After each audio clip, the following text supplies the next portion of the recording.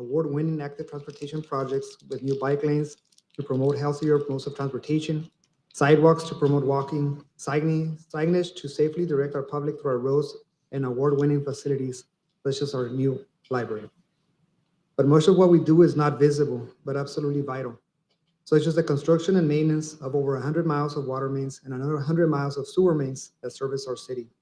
Our ongoing maintenance of our city buildings, such as City Hall, Community Center, police and fire buildings, and so on.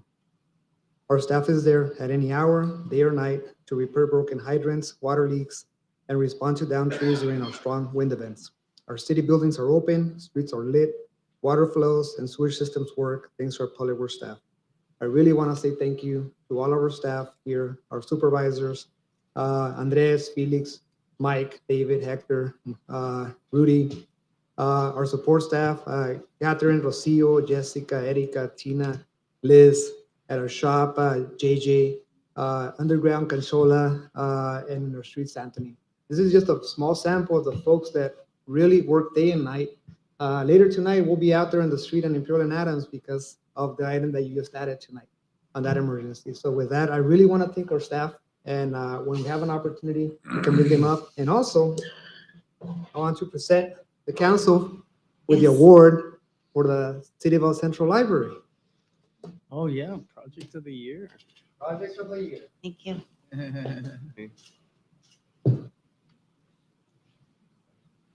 So just to share, it was a great opportunity on Thursday to have that opportunity to be recognized as one of the projects of the year, our El Centro City Library. And we know that this project was definitely a labor of love and truly enjoyed by our residents in the Imperial Valley. So it was great work and a testament to the wonderful staff that we have here with the City of El Centro. But let's not take away from that. Let's have this opportunity. I'll open it up to council if there's anything that you'd like to say. Just a big congratulations to you and the staff. Make sure you share the love with everybody else. Greatly appreciated. Everybody's here, huh? Well, they're all here, huh? Well, congratulations to all of you and good job. And we thank you for your service. You know, one thing I will say is that I'll accept that perhaps the times that I do reach out to your department, it's not always the best, right? There's a water leak and, you know, there's this, there's that. And I don't mean it in a horrible way, but I'll publicly say that I acknowledge that. Like, it's like when the principal calls you, it could be a good thing sometimes, right?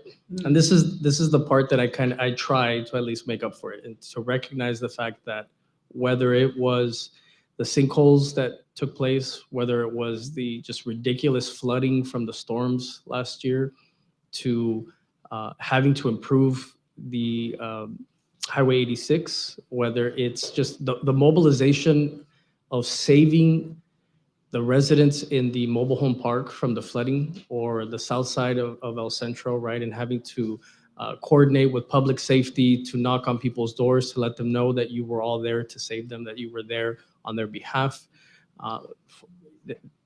You know, there's so many stories, right? And I just want you to know that we acknowledge everything that you do. The filling of the sandbags, right? When you all mobilize to put that together, it's a lot of heavy lifting on behalf of the people, and you are literally giving your time, your life, right? Your energy for the residents. And I want you to know that we greatly appreciate it, and that we hope that just like you make us proud, that we're up here making you proud too, to making you feel that you have, you know, a place in the city, and that the folks thank you honestly for everything that you do on their behalf. So congratulations to you and your team. And certainly you need more than a week to be recognized, but at least allow me to just say thank you on behalf of the residents of El Centro for everything you do. Excellent. Abraham, every time you stand there, we end up spending a whole lot of money. This is probably one of the best occasions because there's $0 on this price tag. But everything that you do, We have other items. other items, yes, yeah, further on the agenda. Everything you do for the city, it just makes us run. You know, the emergencies that you have to deal with, as you mentioned, the one currently that just came out of the blue that your staff will be working hard to deal with, to make sure that our city continues to function and that all our residents can enjoy, to our capital improvement projects.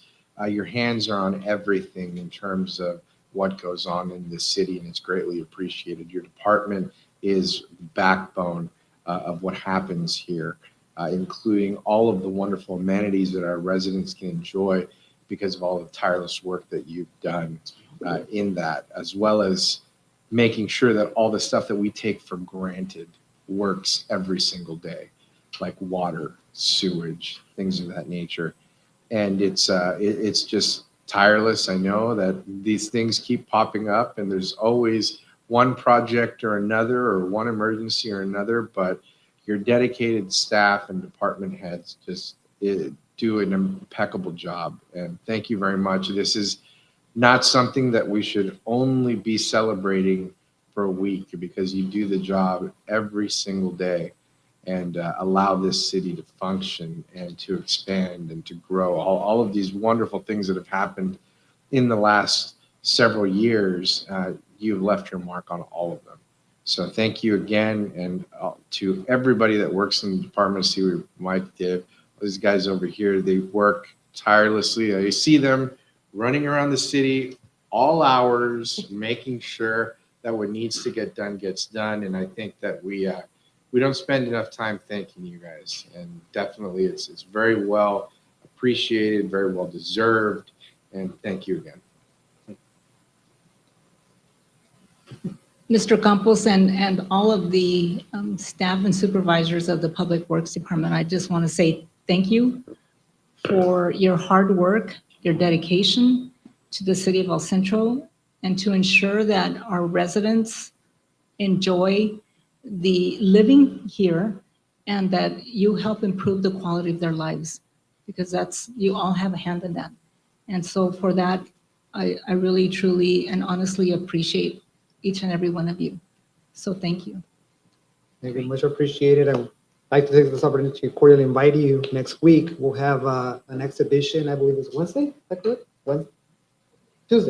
Tuesday of next week at the City Library for Public Works. So we have our different divisions doing different exhibitions of the equipment and processes from 10 to 2. If you're available, please stop by. It's open to the public. Kids very welcome at a brand new facility. Thank you. Wonderful. Sounds good. If we can please have everyone come up and Yes. take a picture, I would appreciate it. Again, this is the team that makes it happen. Without them, we're The nothing. A-team. The A-team. I'll steal Cedric's tagline, and he says, fire is the best department in the city, in the county, and in the world. I'll bet some money in Public Works that we have the best department here as well. In the universe. And the universe. All right, if we can just have everyone come up front.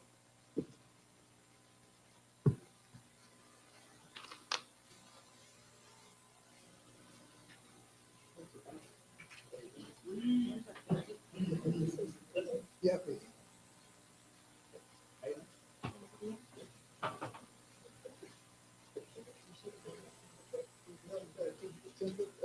Yeah, yes.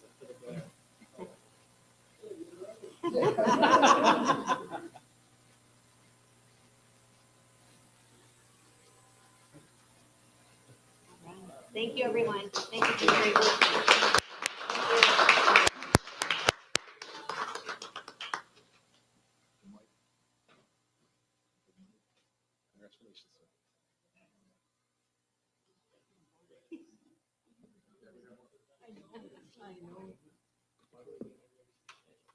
All right, moving on to item number 2, which is a proclamation for Building and Safety Month, May 2023. Building Safety Month raises awareness and stresses the importance of adopting modern building codes and helps the citizens understand the importance of having a safe building structure. And the International Code Council, a nonprofit, is a dedicated member along with professionals from building design and safety communities. Join hands with governments to promote building safety through events, briefings, and more. The modern building codes include safeguards to protect the public from hazards such as hurricanes, snowstorms, tornadoes, wildland fires, floods, and earthquakes. And Building Safety Month serves to remind the public about the critical role of our community's largely unknown protectors of public safety, our local code enforcement officials. They assure us of safe, sustainable, and affordable buildings that are essential to our prosperity. The mayor and the council members applaud the hard work of all building safety professionals that build, design, inspect our buildings.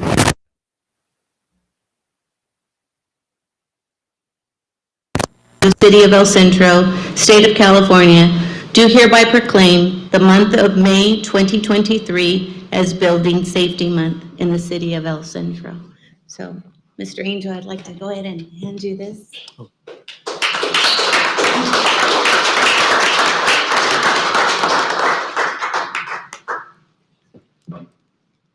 I want to say a couple of words before Frank Soto comes up. He's the building official. I just want to thank you for this opportunity to show opportunity to show gratitude to our staff.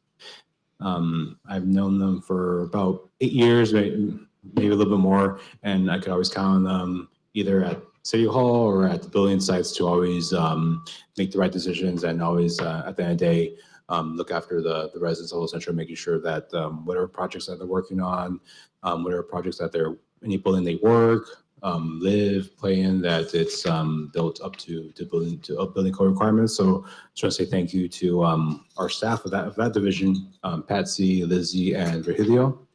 And if can Frank come up and say a couple words too, please?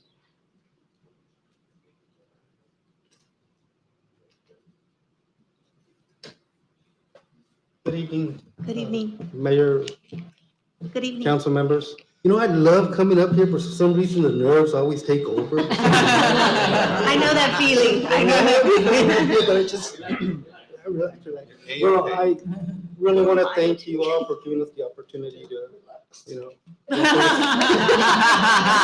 to work in the city of El Centro. It's the greatest place to work. Right. Aw. I'd like to think as the building department as a fine-tuned vehicle, Yes. with Angel here being the driver, me being the wheels, and most importantly, the motor, which is made up of 3 people. Lizzie Rodriguez, our permit technician, 1. Patsy Robinson, permit technician, 2. And our building inspector, Virgilio Anguiano.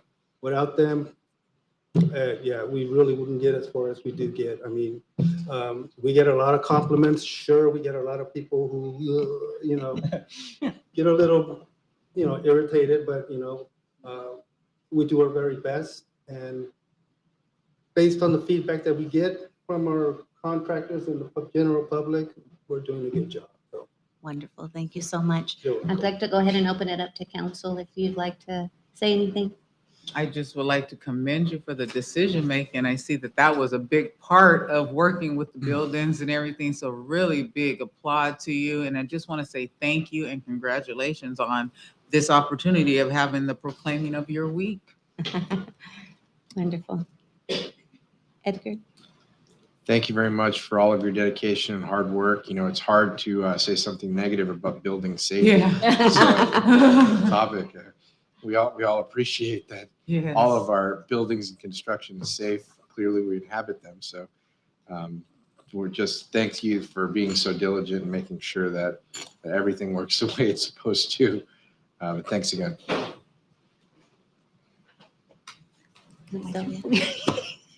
I'm trying to reposition myself here. Excuse me, guys. Angel and Frank and, you know, for the rest of your staff, you know, thank you for, I know that you're probably not always the favorite person that builders see coming to their site, but, you know, you ensure that, again, that our community, our residents are safe when they're inside those buildings. So, you know, there's a lot of importance to your job. And thank you for, you know, the dedication and, you know, for your years of service, you know, that you've put into this. and the love that you have for your job, because that makes a huge difference. So thank you, everybody. Yeah, so I apologize for having stepped out, but certainly I'm aware of everything that you provide for the city. As mentioned, not so much always the most popular, but certainly very essential, right? I know that you were there when we had the conversations with the builders, the real estate agents, like talking about how, community development is part of just the ecosystem of our city, right? It's an integral part. And you have helped out in many ways. And I really greatly appreciate the times that I've reached out to you and you've made yourself available to clear up some misunderstandings that some folks might have, right? When they call us up and they say, this is going on, right? And you've been very gracious and you've been there, right? So, there are few positions in the city where not the most popular, but certainly is very important for us. And so I just want to say to you all, thank you again, right, for everything. I mean, I have certainly called you up on many occasions to the entire team to help out with governmental partners, with other agencies and stuff, and you've all stepped up. So I really want to just say that it's very much appreciated. And I think that you're helping us be a better partner with others to put ourselves on the map. So again, thank you. Thank you so much for the great work that's done in your department. I, like with my colleagues, right, many times we get phone calls about a project and where's it at and what needs to be done and the efficiency and the integrity that is provided through your office. It's always about making sure that we're safe, right? And that individuals are making sure that they're following the law and the codes that are required. And so with that, I commend you for the great work in ensuring that safety. Thank you to all of you ladies that do the great work there in the office, and I really appreciate that. So with that, if we could please invite everyone to come up and if we can take a picture.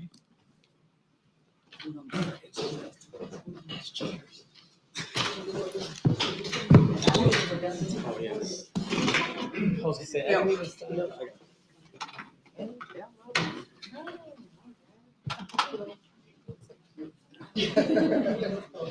Thank you.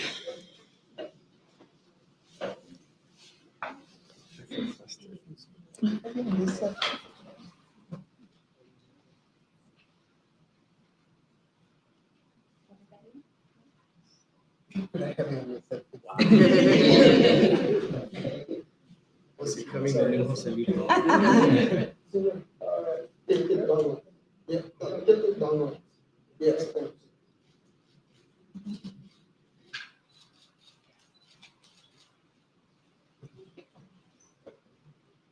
Excellent. Got it.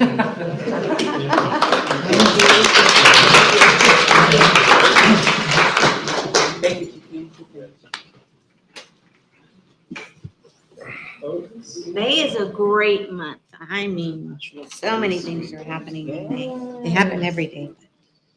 May is busy, huh? All right. Moving on to proclamation, item number 3 on our agenda, which is National Police Week, May the 14th through the 20th of 2023.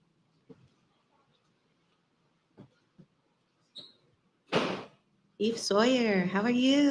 Doing wonderful, thank you. Wonderful. Good evening, Madam Mayor and honorable councilors. Good evening. Good evening. I'd like to present this proclamation unless you would like to go first. I do have a few things to say Sure, just about absolutely. the importance of this week. If you would just Absolutely. bear with me for just a few moments here, please. So in 1962, John F. Kennedy set forth National Police Week in remembrance of those that came before us and gave the ultimate sacrifice, that gave their lives to protect the others. And it kind of goes along with the theme of the night, and that is public service. As men and women step out across this great nation to step out and serve the community that they were sworn to protect and serve, both in law enforcement and fire and public works and Department of Transportation and everything else, we all put our lives on the line. But John F. Kennedy in 1962 said that this should be a week of remembrance nationwide for those men and women that put on the uniform that came before them and paid the ultimate sacrifice. So this is a week of, a somber week for us, but it's also a week of joy. It's a day, it's a week that gives us an opportunity each year to highlight the sacrifice, the dedication, and the service that many men and women across the nation have given to their community. And they paid their life for that. And they did so willingly. Each and every time they answered a call for service, they understood that could be their life. And it's, again, it's a somber occasion when things like that happen. And sadly, we've lost 42 law enforcement officers across the nation this year alone. 3 in the state of California, most recently was last Friday on May 12th with Riverside Sheriff Deputy Brett Harris. And that's why you'll see our officers throughout the weekend until he's laid to rest wearing our mourning bands. It's our way of paying respects to those brothers and sisters in arms that have fallen and won't be returning back to their homes and their families. And so for that, I want to tell you that it's with great gratitude that I stand before you and I accept the nomination or the proclamation, I should say, for this, because it means a lot to me and to our department and to the nation when elected officials recognize the sacrifice and the dedication that the men and women across the nation put forward every day to show up and do work. So thank you from the bottom of my heart. And I know I speak for our agency when I thank you for this as well. Wonderful. Thank you, Chief Sawyer. So on behalf of the City of El Centro, this proclamation is National Police Week, May 14th through the 20th of 2023. National Police Week honors special recognition to those law enforcement officers, local, state, and federal, who have lost their lives in the line of duty for the safety and the protection of others. Law enforcement officers strive to maintain a safe environment for all, often while facing significant challenges and dangers. And our community recognizes the important work and the sacrifices officers make day to day to protect the citizens of El Centro. It is important that all citizens know and understand the duties and the hazards of their law enforcement agency. The El Centro Police Department recognizes their duty to serve the people by safeguarding life, property, and disorder. Together, we can build stronger, more resilient communities and guarantee that officers receive the support and the resources necessary to continue their vital work. We celebrate the brave and hardworking officers and appreciate their unwavering commitment they pledge for their endeavors to uphold the law and ensure our safety. The mayor and the city council members extend their gratitude and admiration for the daily sacrifices law enforcement heroes make every day for our community. Now, therefore, I, Marta Cardenas Singh, the mayor of the city of El Centro, state of California, do hereby proclaim May 14th through the 20th of 2023 as National Police Week in the city of El Centro. Thank you.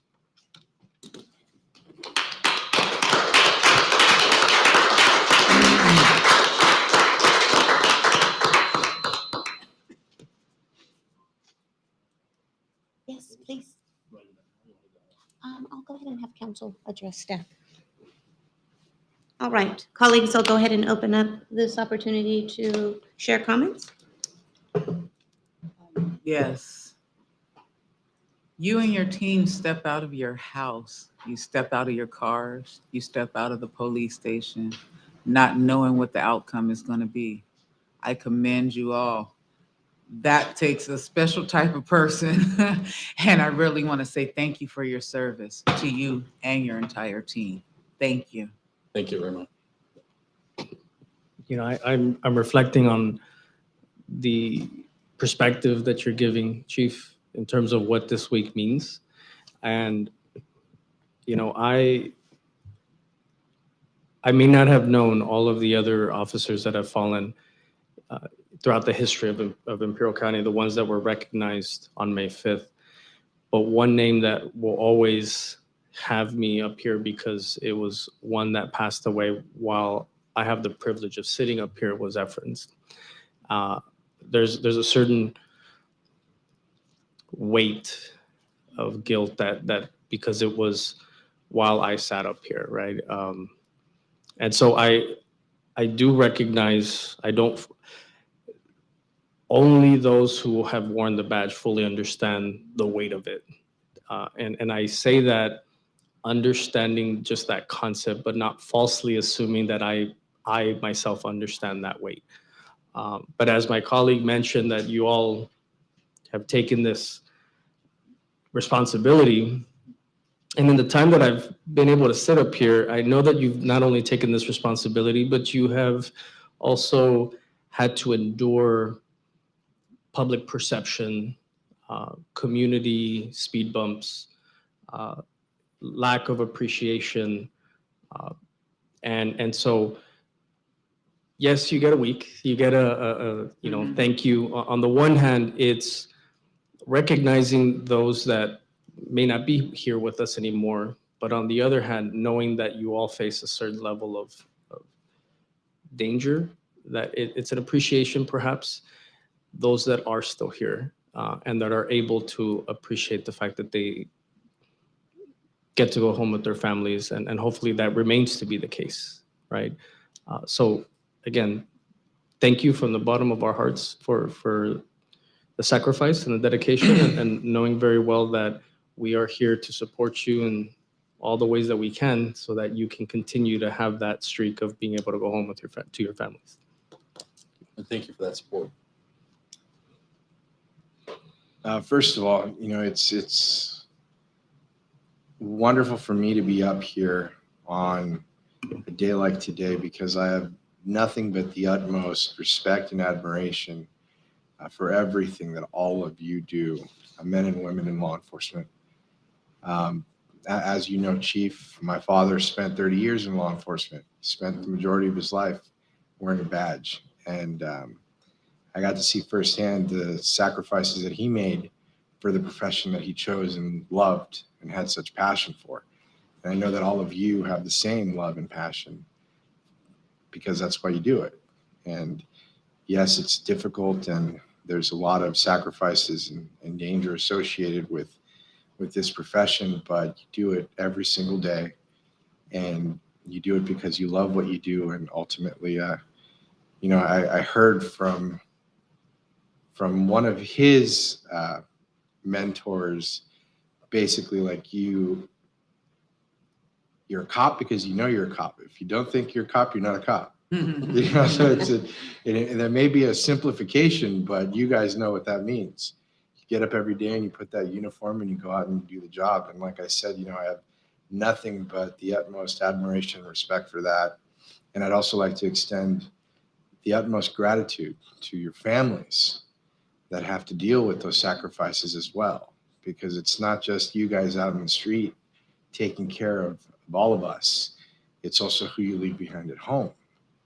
And that is even more important when we look at the meaning behind this week and the people that we actually have lost in the line of duty and the people that they've left behind. But again, this is something that I think it definitely should not just be celebrated on a week. This is an important job that is a fundamental foundation of our society. And there are a lot of people out there that would fall into chaos without that blue line. And you guys stand the call and get up every day to do that. And I thank you very much from the bottom of my heart and from my family.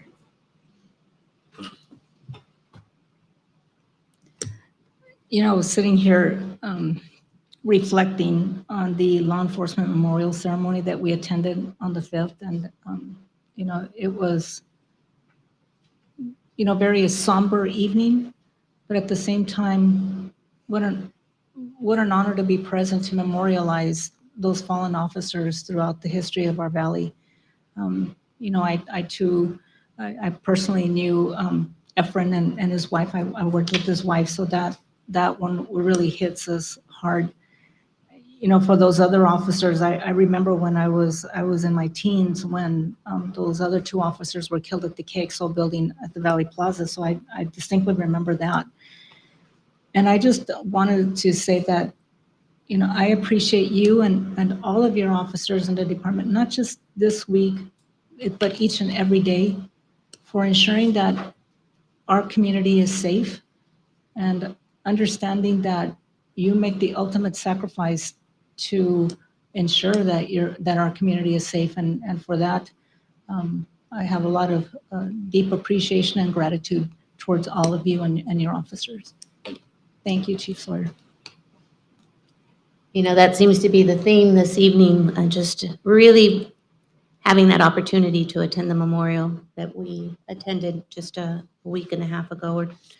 And it just really seeing, right, the family members who have lost a loved one and understanding the true sacrifice and the yearning and the missing that family member. And that's when we're reminded truly the sacrifice that comes with being a police officer or someone in law enforcement. And those are good reminders that keep us grounded, grateful for the wonderful men and women who have answered the call to protect us here in the city of El Centro and in our community. Chief Sawyer, we thank you for your great leadership and for the great work that the gentlemen and the women in your department provide in our community. So thank you for that. Thank you. And if I could please ask everyone to come up and take a picture, it would be great. And if I could just add, I will tell you, I sleep very well at night because we have wonderful and tremendous employees of the police department and throughout the city. But most of us dread that phone call in the middle of the night. Sometimes when it rings for us, it's even more sobering. So again, thank you so much for the recognition.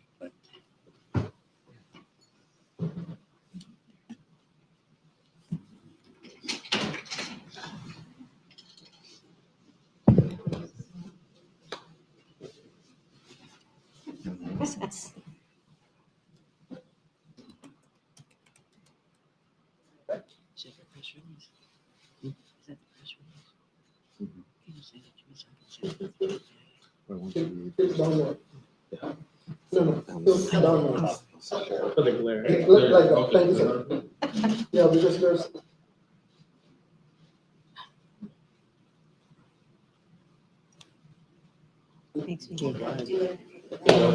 All right, thank you. Nesek walks away. That's an air high five. Air high five. All right. Item number 4 on our agenda, proclamation for Emergency Medical Services Week, which is May the 21st to the 27th of 2023. Chief Bernal, how are you? Good, thank you. And yourself? Wonderful.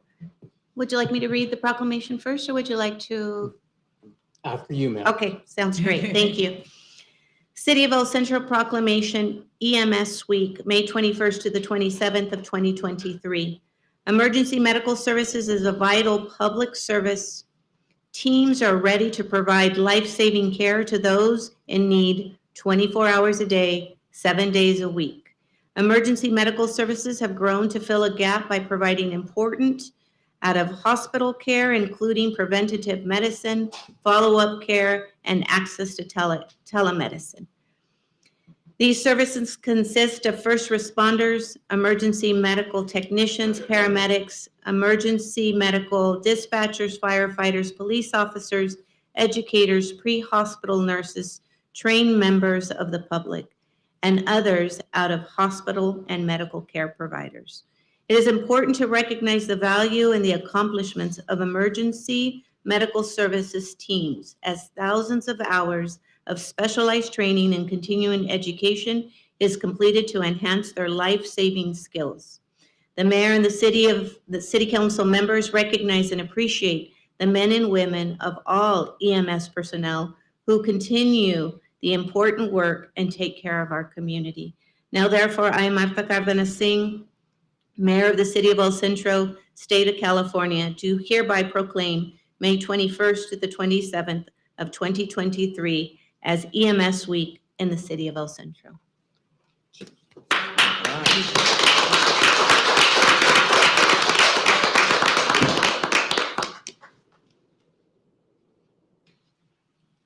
I'm gonna get on the phone after this and see if we cannot compete for the same week next year. I think in your proclamation, it captured it quite nicely, is that EMS is not just EMTs and firefighters. It's our police officers, our emergency medical dispatchers, and so many others that have the opportunity to make a positive impact on the lives of our community. No greater group that I think that shuns recognition but deserves it. And I'm very happy that we have so many people who not only sacrifice, but Yes. embrace the privilege to be able to serve our community and to dedicate their lives and their service in the service of others. And so with that said, thank you so much for the recognition. And Great. I'll go ahead and open it up to council. Just want to say thank you. All of the areas that were mentioned, that is a lot of areas, and that's a lot of people that have put lives in their hands. Just to see that all of the work that's done behind the curtain that we don't see, it's a big amount. You can tell by all of the names that were listed, and we just want to say thank you, thank you, thank you. thank you. Chief, you know, I went through an experience this weekend that just kind of opens up a whole new world of appreciation for the medical services. Specifically, I'm thinking about just how many people are in need of our emergency medical services when they're frantic, when they're at their worst, right? It's their loved one. So the one example that I would give, and this just to kind of give everyone a sense of like what an emergency medical service team would provide, right? So there's a group of close to 1,000 individuals out in encampments facing dehydration. And in that moment, a underage daughter is seeking medical attention and she collapses. And it was emergency medical services that were able to provide and bring her back to consciousness and rehydrate her, right? And this is a true story of what migrants had to go through this weekend in Hakuma that I saw firsthand. And so it is from those of us that have means to the least of us that the one thing that connects us all is that is health, like life, and that need for medical attention at any point in our lives. And so I can tell you that it's very much underappreciated, the training that you all have to go through and the sense that at the drop of a hat, the cool head that you need to have in order to save a human life. And so I generally want to say that thank you for everything you do. Please relay it to your team. I see Talent Chief Chapin back there and say, you know, again, thank you for everything that you do and thank you for the services you provide. Our healthcare is a completely different perspective after COVID, and I just want to say thank you for the services that you provide, and please keep up the good work. Thank you. Great. Chief, thank you very much for all of the essential services that are provided to the residents of El Centro, as well as all of the other hard work that you do for supporting operations countywide. There's it's not just within our city limits where you guys are called to action. And it's such an important service when, you know, somebody's life is on the line or they're presented with a situation where they feel that their life may be on the line, to hear that siren and to have people come and be ready to help is just invaluable to them and to their families in their time of need. And it's such an important service. You know, I keep saying it that a week's not enough. You know, we're going through all of these different things, but with law enforcement, with EMS, you know, you guys are there, rain or shine, every single day, you know, every hour of the day, every minute of the hour, and it's such an important service, and I don't think we can thank you enough for that. So thank you. Thank you. Hi, Chief. Oh my gosh, my chair's like way back there, but you know, I've just been, you know, like what I shared with Chief Sawyer, you know, just reflecting on everything here within our community. You know, it just, you know, our first responders provide that peace of mind to our community that there's help out there, that if they find themselves in a terrible situation, in an emergency, that you'll be there to help them.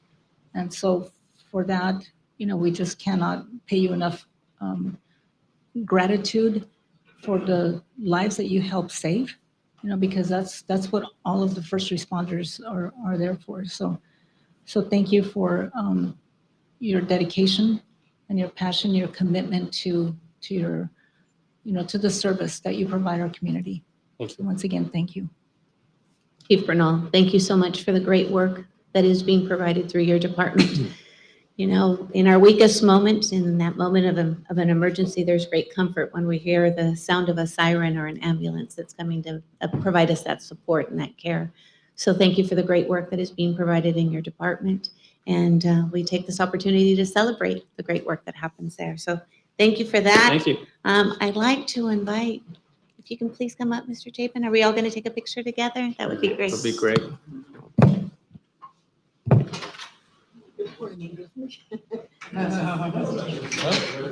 Emilio has gotten a workout today.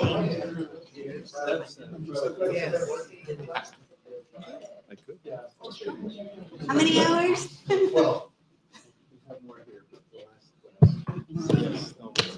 Mhm.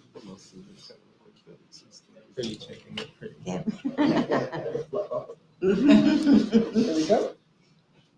Is he holding the certificate right? Yeah. He was paying attention on the last one.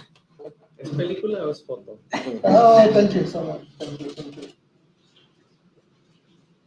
Thank you so much.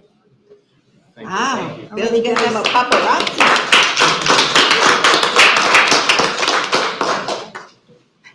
All right. All right, colleagues, moving us along to the consent agenda.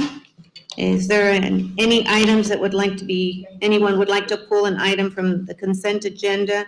That could be done by our council or any member in the public. If not, I will entertain a motion to accept the consent agenda. All right. Great. Motion was made by Councilmember Tomas Oliva. Seconded by Mayor Pro Tem Sylvia Marroquin. Please vote.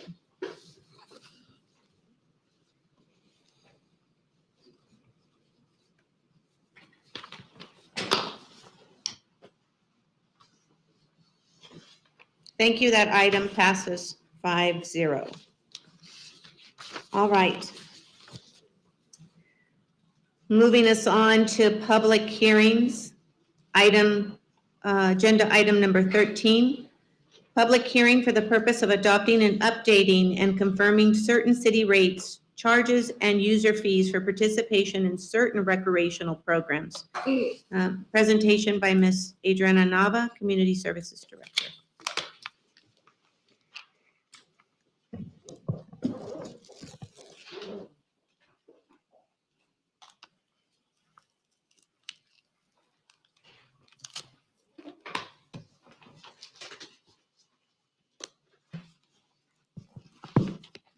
Hello, Honorable Mayor and council members.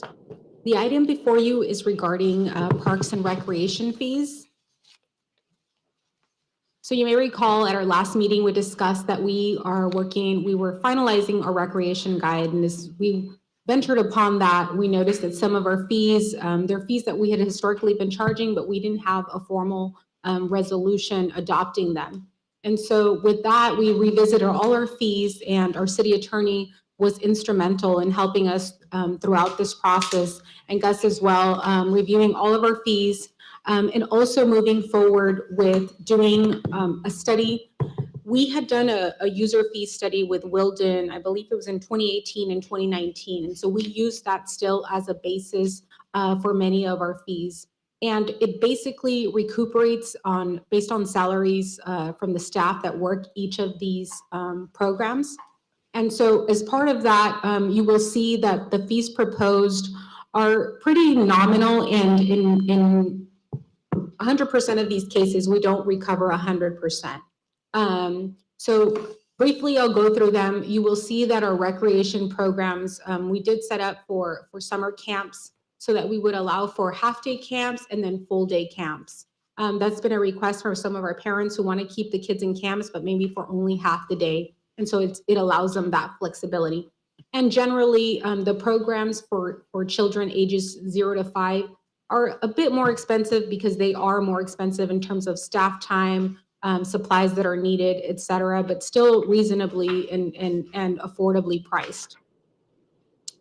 Our youth programs, again, demand less staff, so they're more affordable. And in many cases, they also assist us with some of the younger kids through the volunteering youth programs. And so that helps us out quite a bit. And so those are priced pretty affordably. And then we have sports camps. So sports camps require typically jersey, referee, and they're for a greater extended period of time. So these are more expensive programs, but still pretty reduced in comparison to what they get. And I had spoken to one of the MBN parents not too long ago. I said, hey, how do you feel about the fees? She's like, I love it. It's a good price and I don't have to fundraise. So a lot of people pay the price and then have to fundraise with our activities. You don't really have to do any of that. And so they really enjoy that. And then moving forward, open gym reservations and adult center. We have now Dolores at the MLK, Conrad Harrison, is try doing reservations up to 6 people. And this helps out for a lot of the pickleball players who come in a group. And so it also incentivizes, and it pretty much, it's still our same fee that we've had historically. We didn't change it. But again, up to the council to decide today whether you would like that change. And then our adult center exercise programs have historically been subsidized through Measure P. And so again, those are at a pretty low rate. So with that said, we did notice all of the fees via a notice of public hearing as well as the backup material. And it was also advertised in the Imperial Valley Press on May 3rd. And I'm not sure if there's anyone here from the public who would like to speak on our fees, but this would be the time to open the public hearing. Yes, Mayor? Very well. So at this time, we are opening public comments. Madam City Clerk, have we received any blue speaker slips for item 13? None, Mayor. Is there anyone remote or online? None. All right. I will then bring it back to council if we have questions for Ms. Adriana Nava. I just have one comment.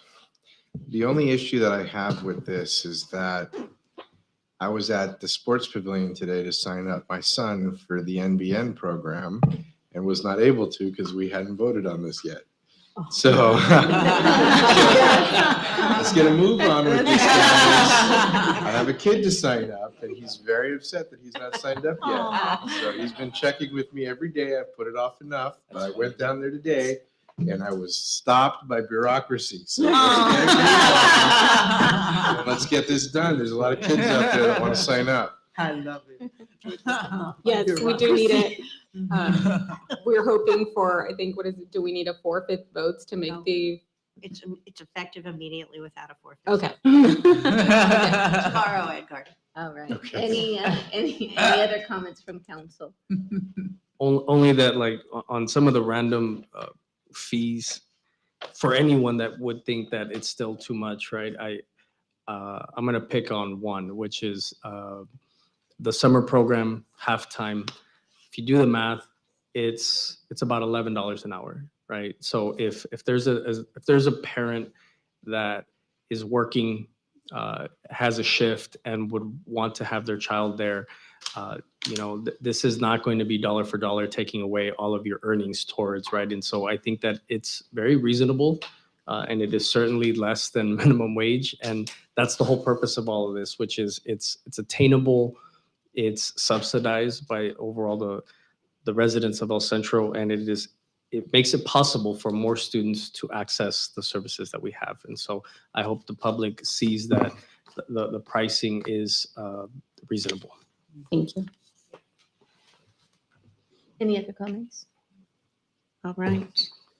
With that, I'll go ahead and close the public hearing portion of this and ask for action on this item to adopt resolution number 23-48.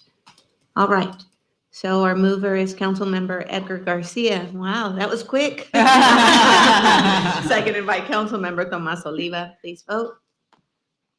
Thank you. Item passes 4-0. Thank you. 5-0. 5-0. Sorry, I apologize. 5-0. All right, moving us on to item 14, which is A public hearing for the purpose of approving engineer's report regarding Buena Vista Landscaping and Lighting District and authorizing the levy and the collection of assessment related thereto commencing in fiscal year 2023-2024. Ms. Carla Chaparro, who is on remote leave.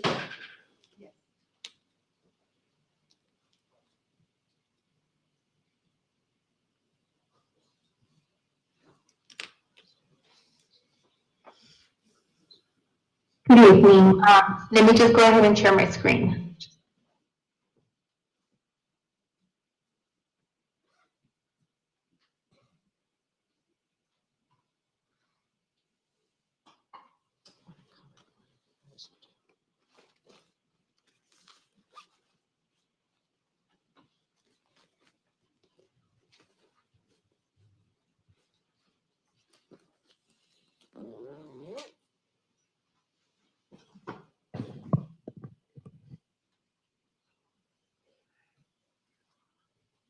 Can you see my screen? Yes. Yes.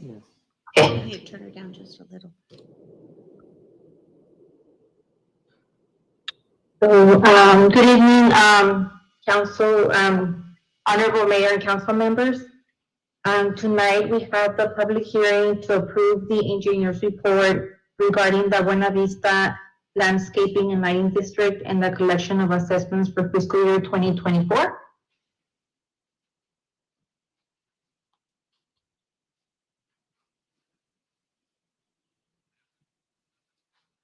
Just to give you some information about the Buena Vista Landscaping and Lighting District services that they provide. The services that are provided by the landscaping company are listed here. That is annual palm tree pruning and trimming. There's approximately about 111 palm trees in that area. Right-of-way landscaping, retention basin maintenance, irrigation maintenance. In fiscal year 2023, there is a section of wall that will be replaced that is collapsing. And in fiscal year 2024, there is the park, the much awaited Buena Vista Park, hopefully will be opening. If everything goes well, it should be going out to bid in June. Construction should be starting in the fall and set to open in early 2024. And in this map here that you see here is the service. You can see where the services are being provided by the district. The maximum levy that we can assess by the Buena Vista Landscape and Lighting District is 201.67, as you can see on the screen. What we're proposing to levy is 115.36. The district has a total of 465 parcels, and at 115.36, we have a total of 3,642 in revenue that we are estimating to receive next fiscal year. If you, at the bottom, you can see the historical levies that we have been assessing. If you look back in 2008, we started low, and then starting in 2014, it was $10, and we kept it like that for a few fiscal years. But then we started, that was because we had strong reserves. But then in 2022, we had to gradually start going up because our reserves were starting to go low. And if you compare fiscal year 2023 to fiscal year 2024, which was 92.28 and now 115.36, it's a 25% increase.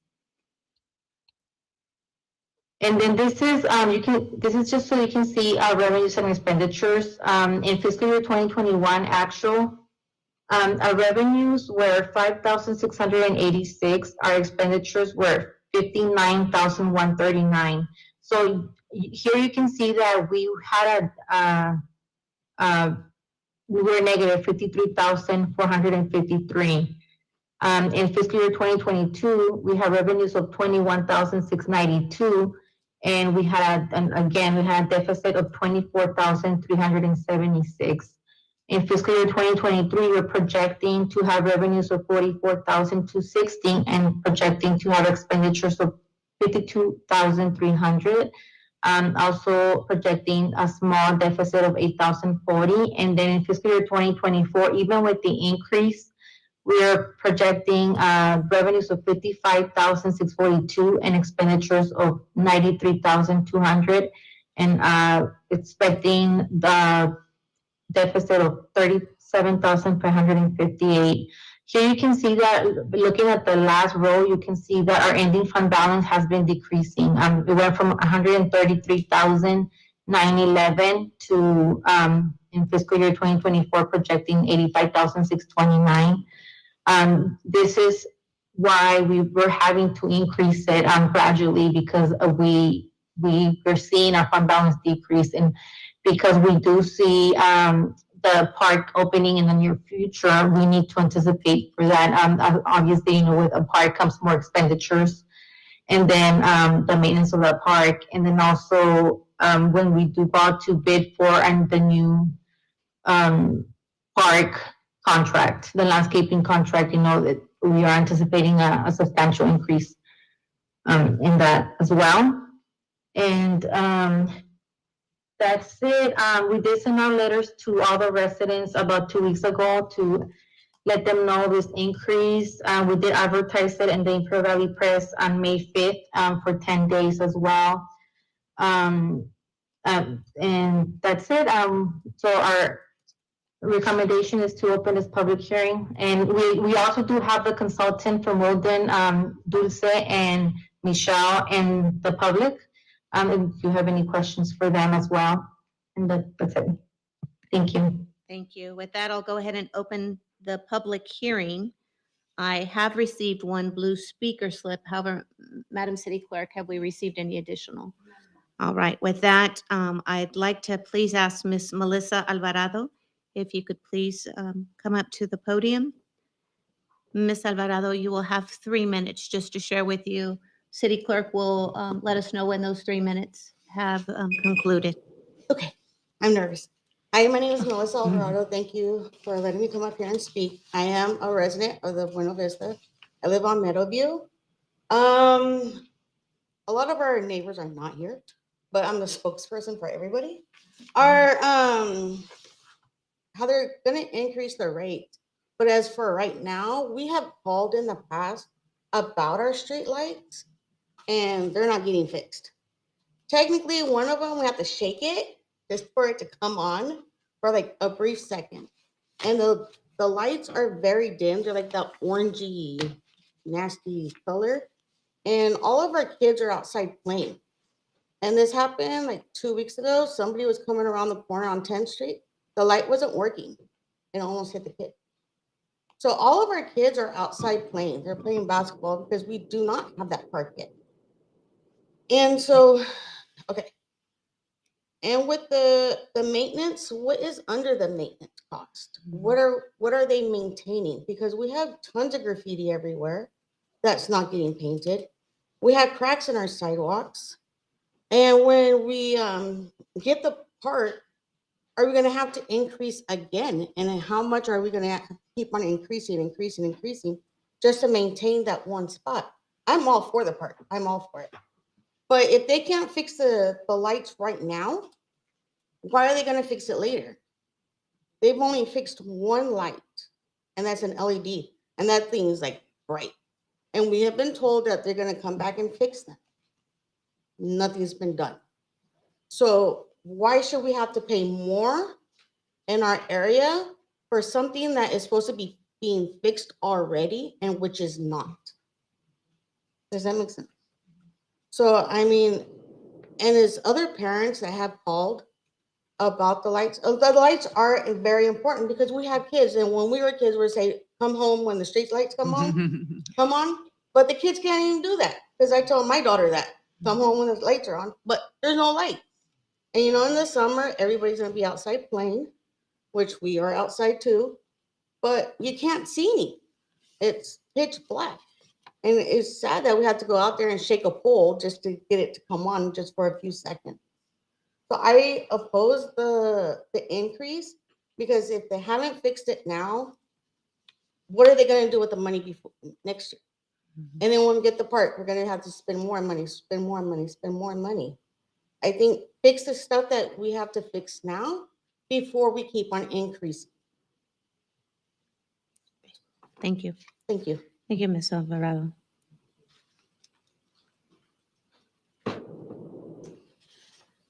All right, I'll bring it back to council. Mr. Campos would like Oh, I'm to say sorry, Mr. something. Campos, I apologize.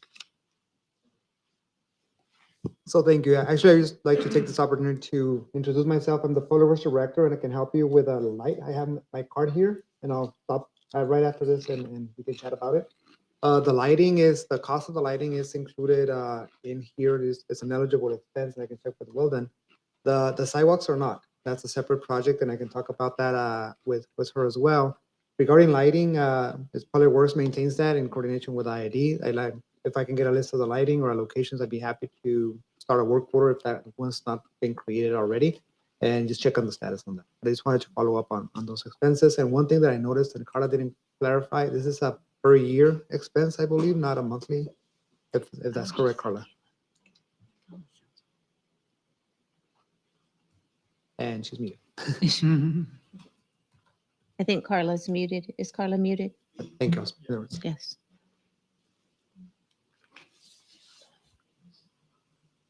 I couldn't hear the question. I can hardly hear you. The question that he had, Carla, was that the amount that's shown, the 115 that's being recommended, that's per year, not per month, correct? Oh, that's per year, yes, that's, for the whole fiscal year, per resident, per parcel. All right, I'm going to go ahead and bring it back to council. If there's any questions for Ms. Carla at this time. Madam Mayor. Yes, I I'm sorry. do have some comments. Carla, can you go to the slide prior to this, Mhm. please? All right. Is this thank the you. one? Yes, that's perfect. So if memory serves me, I remember that this was something that, Madam Mayor, you and I made sure that we addressed several years ago. So to the public that's looking at this slide, in 2008, it was assessed at $66.10 per year, right? Up until Yes. they got to 2013, that fund was just so large that council at that time decided to reduce the fund down to 10. And so for all of those years, because there was such an excess amount in that fund, they figured that was fair. Right around 2021, it was going to balloon from that $10 to 100 and I think it was like 140 something dollars because of cost and because the fund had essentially depleted, right? We were not okay with that. So the reason why you see that from 2021, it has taken several fiscal years, we were factoring in the fact that we were still in COVID. We thought it was unfair to just balloon it overnight. And so it was phased, right? Ultimately, can you go now to the next slide, please? It sounds like a good talking point, what I'm saying, but if you could see the ending fund balance, right, in 2021 is 130, 131, 123, and so it's slowly chipping away. And what I would say is that I don't think the perspective here is to say you should pay more, like for example, a gallon of milk. The price isn't going up because you're getting a better gallon of milk. It's because that's the cost of a gallon of milk now, right? And so the increase is not so much because the assumption is that the service is going to be like premium now. It's not going to plus level, although it should get a lot of the things that were brought up today should certainly get addressed. Like it should already be great, right? The increase is to ensure that we're meeting the cost of service because everything is getting more expensive nowadays, right? But certainly, I do think that staff has taken those concerns to heart, right? But that increase, I think I just want to be very clear to myself and to colleagues and to the public is that this was something that was known to be scheduled to happen 3 years ago. And it is being phased, taking into account that uh, every dollar counts for families. And so the alternative to this would be that 85,000 that you see as ending balance would be significantly less than that, right? And so we would deplete that for you and your neighbors a lot quicker than what we think is fair, right? So I would ask in understanding all of that, knowing that we will address the concerns that you brought up, and know that what we're considering here is essentially just the cost of labor for what should be happening already for you. So that level of service that you expect to get, we're certainly going to meet some of those expectations. And so I think that an increase of, what is it, from $90 to $115? Will you It's about take a- us back to that slide, Carla, please? I'm sorry, this one. Yes, please. So that's a $13. Am I completely off? Yeah, it's $23? 8 and 15. $23 a year. 2308. Yeah. You'll never believe I used to be a math major, right? Carry the one. So yeah, the $23 we would ask, or I would ask that you understand the need for it, but know that what I'm taking away from is that there's some things that need to be addressed, and I certainly commit to making sure that those things are addressed. I yield back, Madam Mayor. Thank you. Colleagues, anyone else? I'd just like to take this opportunity, thank you for the recap and the explanation of, the great work that we did as far as our council and our belief, right? That we wanted to make sure that it was phased in slowly. And I understand with inflation and the cost of, everything right now, I understand, right? Anytime that we're looking at an increase that's uncomfortable and, those are dollars that might be already identified for something else. But at this point where we're at, we keep seeing, where our imbalance is just really depleting quickly is why we really need to take a look at that. I agree. I'll tell you, Mr. Abraham Campos, when he says he's going to work on something, he works on it. And we want to make sure that you have that information so that you can communicate that back with your neighbors as well. I know that you're here representing your neighborhood. And so we want to make sure that we do that. And if it doesn't, then please make sure that, that you meet or at least contact one of us, and we'll make sure that we continue to have that conversation. All right. With that, no other comments. I'd like to take this opportunity to close our public hearing. And at this time, taking a look at the will of our body here on the adoption of resolution number 23-49. And I'd like to entertain a motion. You know what, Madam Mayor, can I ask a selfish question? I remember when we talked about the phasing in, can staff remind us what that plan looked like? And is the proposed fee in line with what we discussed several years ago in terms of, and I just want to make sure that we are in line with what we had discussed as being proposed. Carla, do you happen to know if the amount that you're presenting, does it match what we discussed when we talked about phasing in? Yes, actually, the amount that we're proposing right now is less than what we had discussed back then. We were supposed to, I believe the amount back then was 100 and, I want to say 140 something. And it's 115 right now, so it's less. Right. But given that the reserve right now is not, it's 85, it's not as concerning. I didn't see it necessary to bring it up to 145 yet, or 145-ish. No, and thank you, because Madam Mayor, I do remember a larger number, and I think that I just wanted to make sure that was highlighted, that this is actually less than what was discussed several years ago.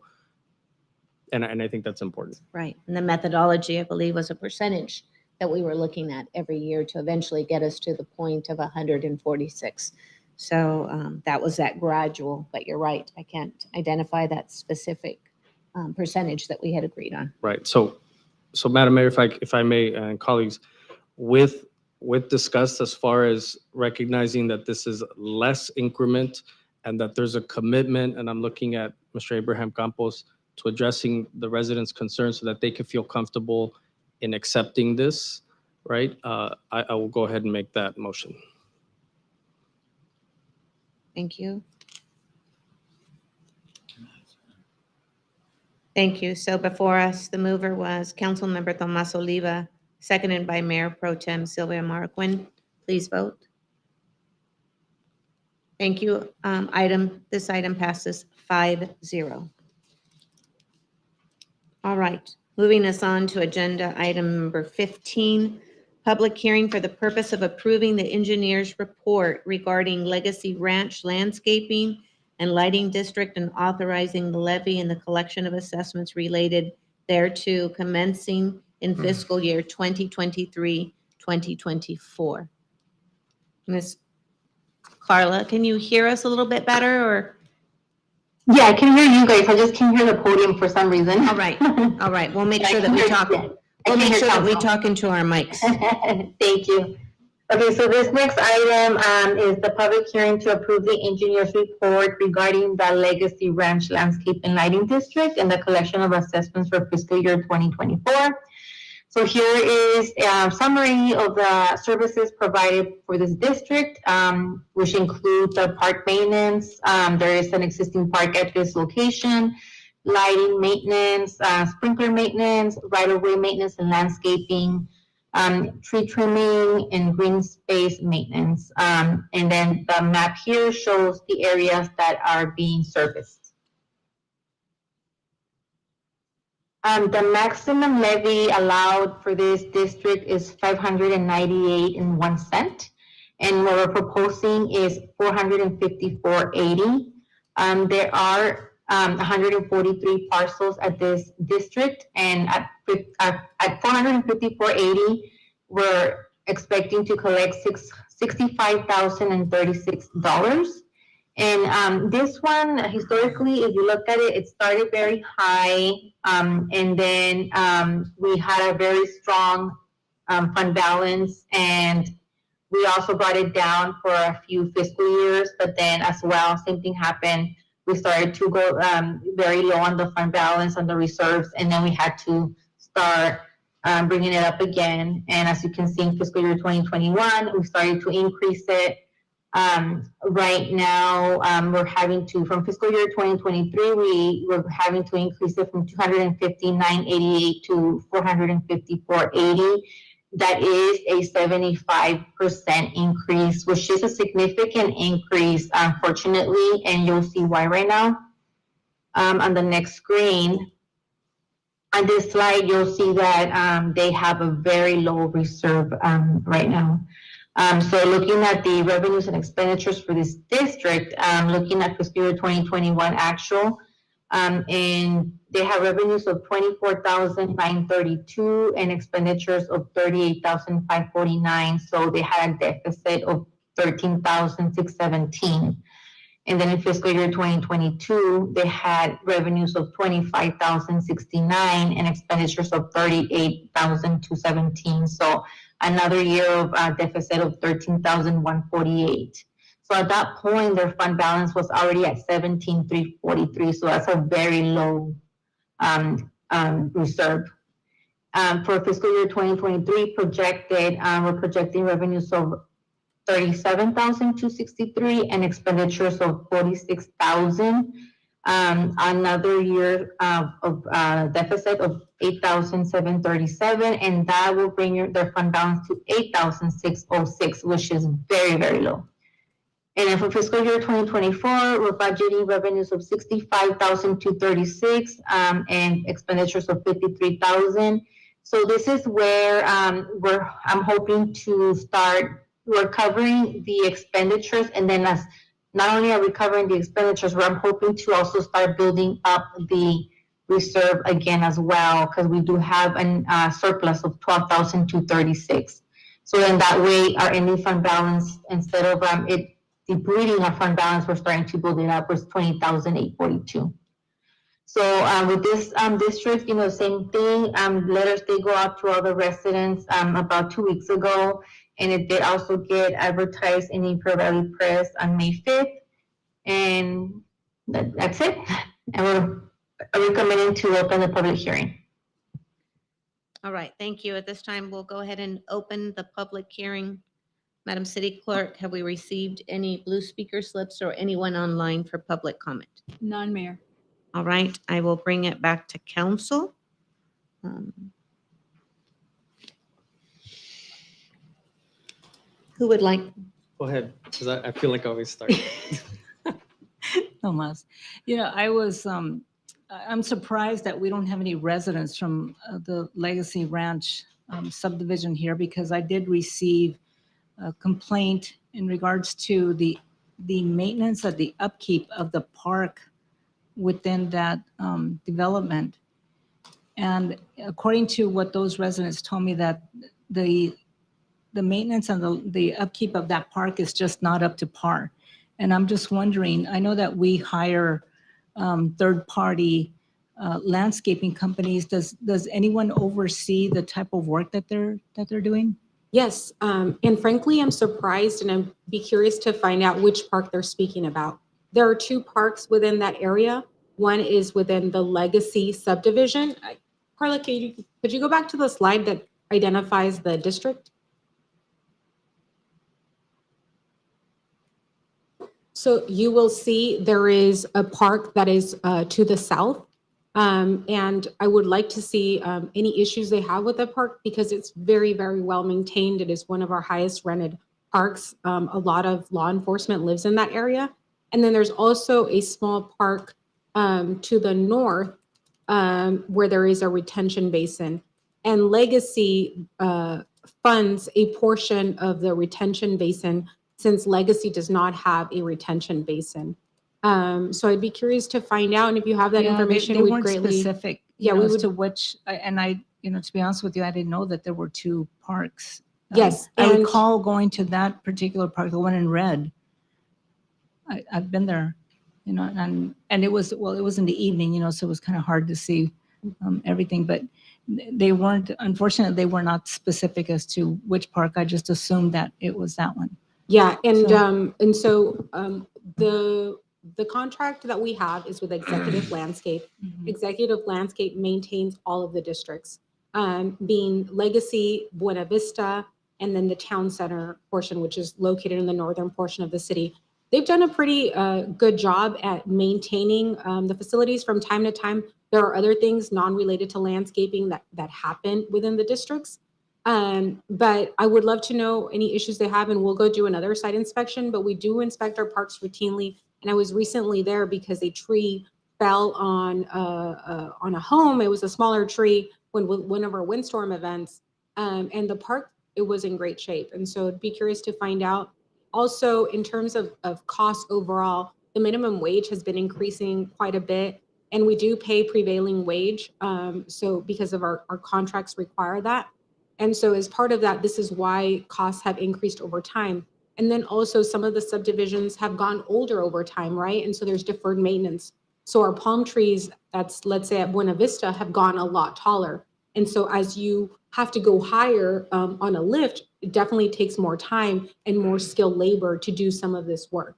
And at Buena Vista, we have 111 palm trees. So that is a lot of pruning. And in order to beautify it too, we've looked into skinning them so it doesn't have the little prongs on the side. It just looks more beautiful. And so we have been working on gradual improvements. I do want to add that on Buena Vista as well. The wall is going to be a $25,000 endeavor that we're going to be taking on, and because in some areas it's collapsing. And so these are some of the costs that we are foreseeing in the future, that now we're at that time where we need to increase the revenues so that we can make some of these improvements. And so with this one, if you have that information, we'd love to take it and see what any issues that may be occurring. I have seen more issues on the northern park than the southern park. But the northern park is generally not covered by the Legacy Ranch District. Any other questions? And Javier's also here. He's our park supervisor. We tackle the contracts together, and then routine, we'll do site inspections if we get any complaints.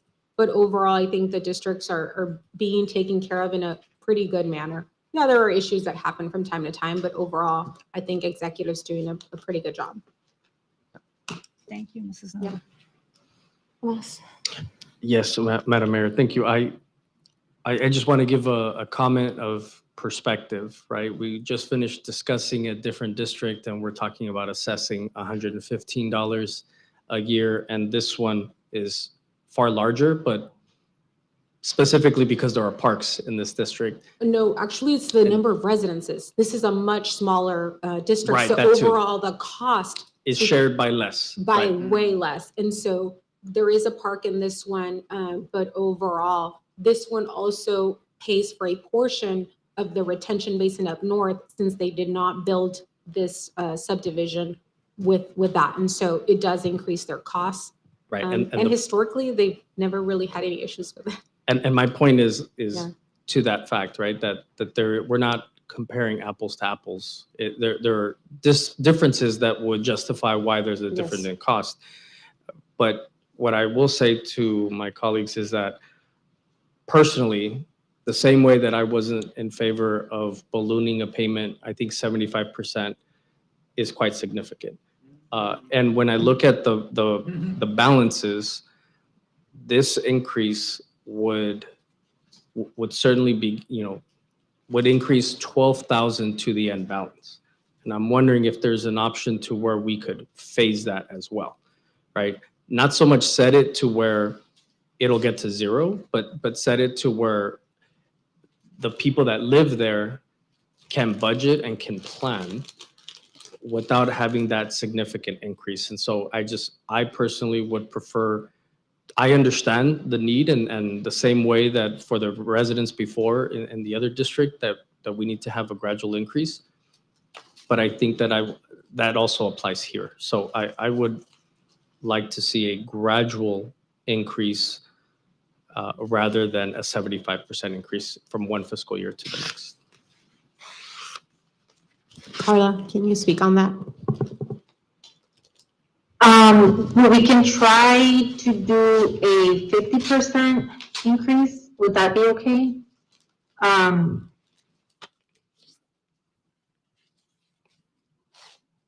What was the number? 50. Can you give the hard number what that would be?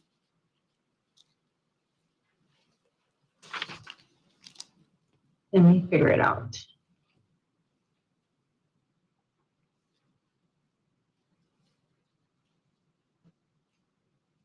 So that would be, if we were to increase 50%, that would be 389.82 versus 454.80. Or we do 25%, that would be 320, Gradually ease. 324.85. 485? Is it fair to say that a 25% increase might still deplete the fund?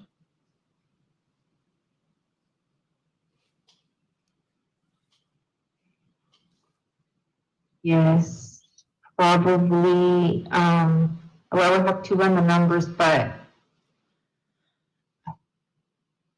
I would like to recommend that we continue this item once we have actual options before us. What that percentage would look like. I understand we do have a responsibility to our constituents, right? That we're looking at a 75 increase. We also have a fiduciary responsibility also to the budget that we have. So I don't feel comfortable right now with the guesstimation of what that would look like. I would like, my motion is to continue this item with Carla coming back, Carla, with hard numbers so that we can really make a wise decision based on actuals. Yeah, I can present the different scenarios with the different percentages. And just for context, we administer the district and finance completes the public hearings, the noticing. And so we try and work together. But really, at the end of the day, finance looks at the numbers and looks at the bottom line. We work on the services and working with the contractor and then going out for contracts. And so looking how our contracts have been coming in as well, we will be going out again, likely this next fiscal year. And so for us, we're hoping that our numbers stay stable, but likely, like everything else, because of the price of fuel that is used to go out, the price of labor, you'll probably see an increase on our end as well. And so right now, what we do is try and estimate for our budget, and then Carla creates the documentation with Wilden, and then together we work on, the implementation. So just a little bit of context as to how secret sauce is made. Thank All right. you. Madam City Clerk, do I need to have a motion for that? Yes, please, Okay, ma'am. I'm sorry, Mr. Abraham. All right, so go to public comment or public hearing, 3 minutes, right? So just to add context on the price, and I really do appreciate the phasing. There's always a trade-off as well, and no me for money, right? So many times we compare ourselves to other jurisdictions with very nice landscaping, very well manicured locations, and sometimes we ask ourselves, why don't we have that here? And many times it's because we're looking at nickel and diming some locations, right? Or being conscious, and I understand that because the public really needs that, and we understand that. However, in order to maintain the level of service that the community expects, or maybe reducing it to something that's less than what's recommended, it might impact that same community with a park that's less than what they want. And so that's the trade-off. So just as you further consider this, I just ask for consideration of that balance, and I'm looking forward to the decision when you deliberate on that. Right. Thank you. So at this time, I'm proposing the motion to continue this item. Is there a second? I'll second.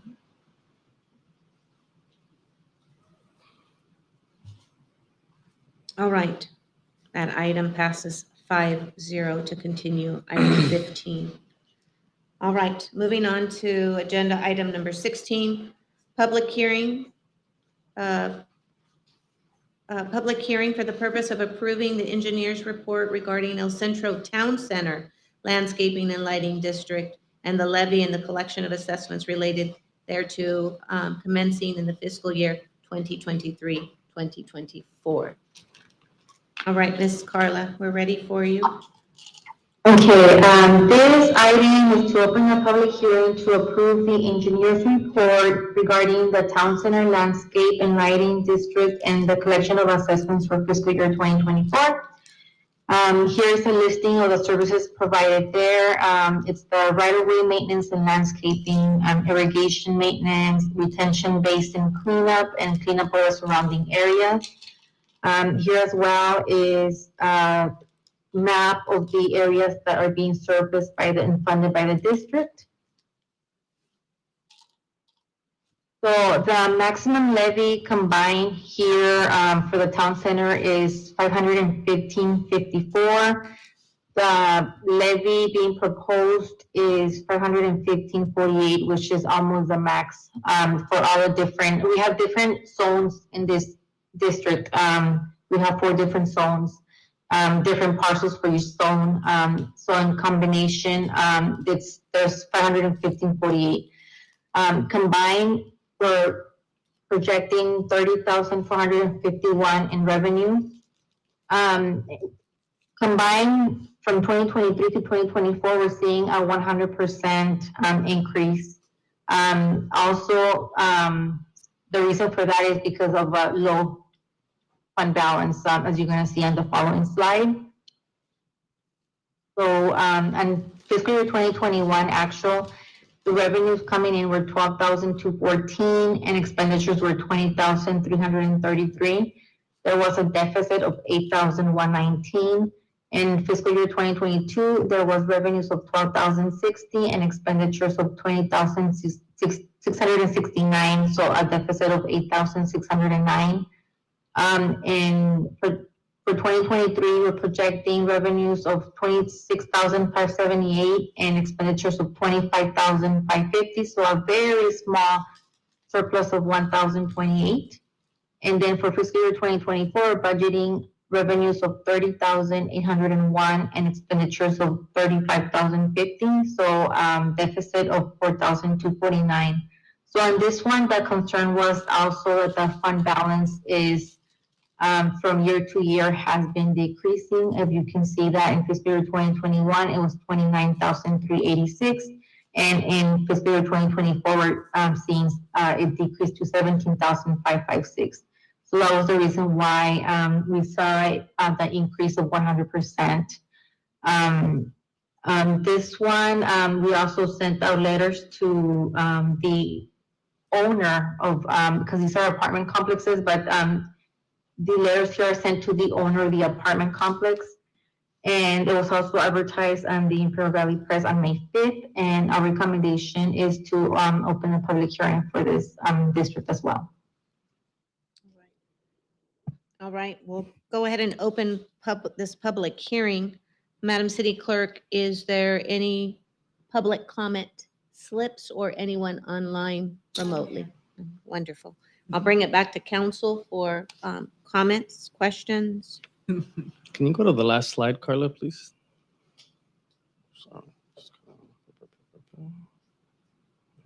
This one? Yes, thank you.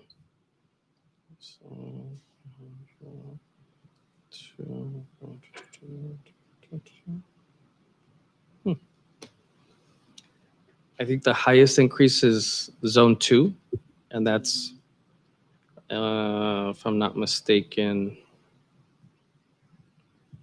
like a 42% increase. $40. Is it? $40? No, I'm saying percent. Like the last one, it was presented to us that there was a 75 increase from one to the other. So although that one's a 40 something percent, like zone 1 is a, From fiscal year 19 2022. yeah, it's a 19.6%. Like they're all relatively within each zone. I think it's reasonable. Right? It's just collectively they all add up to 100. I wouldn't recommend presenting it that way in the future because it sounds like a whole lot. But it's just, if you live in that zone, you're seeing a 19.6% increase from 4464 to 5342. You're looking at a 42% increase from 9364 to 133. Does that sound about right? There's no residential like there is in the other districts. This is not single-family residential. This is the properties that are owned by YK America. They're all the 2-bedroom unit apartments. So the residents themselves don't pay. The property owner pays. It includes Target. It includes the retention basin by the railroad tracks. And so the bulk of the cost is not like our other districts. This one is mostly commercial in nature. And one of them, right now, they're under construction for the property across the street. So the service will need to increase from executive landscape so they can go and do the landscaping along, what is it? I believe it's 10th Street that they would be augmenting. So it's a little bit different on this one. I don't know if you have a map, Carla, Mrs. on this Nava, one. would you have me believe that YK America would absolutely not be passing on this cost to the residents that live in those apartments? I'm sure, but the cost is nominal when you include how big the district is.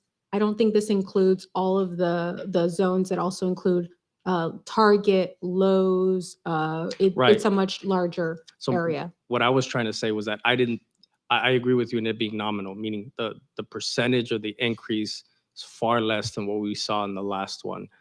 And I think that it's more digestible this way. Yeah. That was the Okay, spirit sorry. of my I just want to make comments. sure you knew that there's no, single Yes. family in this one. It's just, generally commercial Mhm. and then some residential, but I'm sure they do pass on the cost. So agreed. And even with that said, it's a nominal cost. Thank you. Right. I think I'm with you, Councilmember Tomas Oliva. I think I see 100% is what I see, right? And so that's just immediately where my eye goes. But if you look at it individually, so maybe Carla, in this presentation, right, this just shows 100% increase. So just maybe in the presentation of that, I don't know how that could be changed because the perception is that there's 100% increase. And even though it's a collective, it's still what I see on the slide is 100% increased, right? So just the optics of it, I think, is what I'm talking about. All right, council members. Anyone else? Any other comments? See, I told you I was a math major. All right. Go, boy. If there's no other comments, then at this time, I'll go ahead and close the public hearing. And what is the will of this body? All right. So at this time, we're looking at the adoption of resolution number 23-51. Thank you, Madam City Clerk. The mover on this is Councilmember Tomas Oliva, seconded by Councilmember Sonia Carter. Please vote. Thank you. Item passes 5-0. All right, moving on to new business. At this time, colleagues, please, I'd like to ask if I could move item 21, which will be the community sponsorship request from the Sure Helpline. This will be presented by our interim city manager, Mr. Cedric Sesenia. Madam Mayor, so good evening, council members, good evening. So before you is a sponsorship request for Sure Helpline Center for discussion and necessary action. Sure Helpline is requesting a cash sponsorship for its gala dinner to benefit victims of domestic violence. The gala is scheduled to be happening next, not this Friday, but Friday after next, which is May 26th at St. Mary's Church. The city manager's office has reviewed the application to ensure that it meets requirements of the policy statement, and those have been met. As well as, Madam Mayor, you have reviewed the request and you have recommended the item for consideration for a sponsorship by council. The sponsorship levels are Platinum Chief at $5,000, Gold Lieutenant at $2,500, Silver Sergeant at $1,000, and Junior at $500. Just for your information, the current fund balance of the Community Sponsorship Fund is $4,389. And the item is before you for consideration. Thank you. And just to acknowledge, we do have Ms. Consuelo, who's in the audience, who'd be happy to answer any questions, should anyone have questions about the gala, or I don't know if you'd like to come up to the podium, please.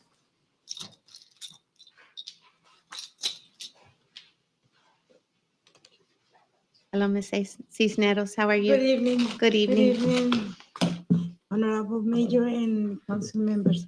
My name is Consuelo Siqueiros and I work in the Sure Helpline Center for the last 6 years, 7 years. And right now I'm working like a volunteer, and I am an organizer right now, the gala. And I know always, and you support us every year. And I would like this year that you joined us to celebrate our gala event. Wonderful. Yeah, and then it's gonna be in next week in May 26, 2023 at 6 p.m. In St. Mary's Church. Very good. Mhm. All right. Any questions that we might have on the sponsorship for the Sure Helpline? And what is the will of the body and the amount that we're looking at? Are we following your recommendation? Yes, my recommendation is the $500 sponsorship, but that is my recommendation. I'm open to comments, suggestions, or recommendations on that.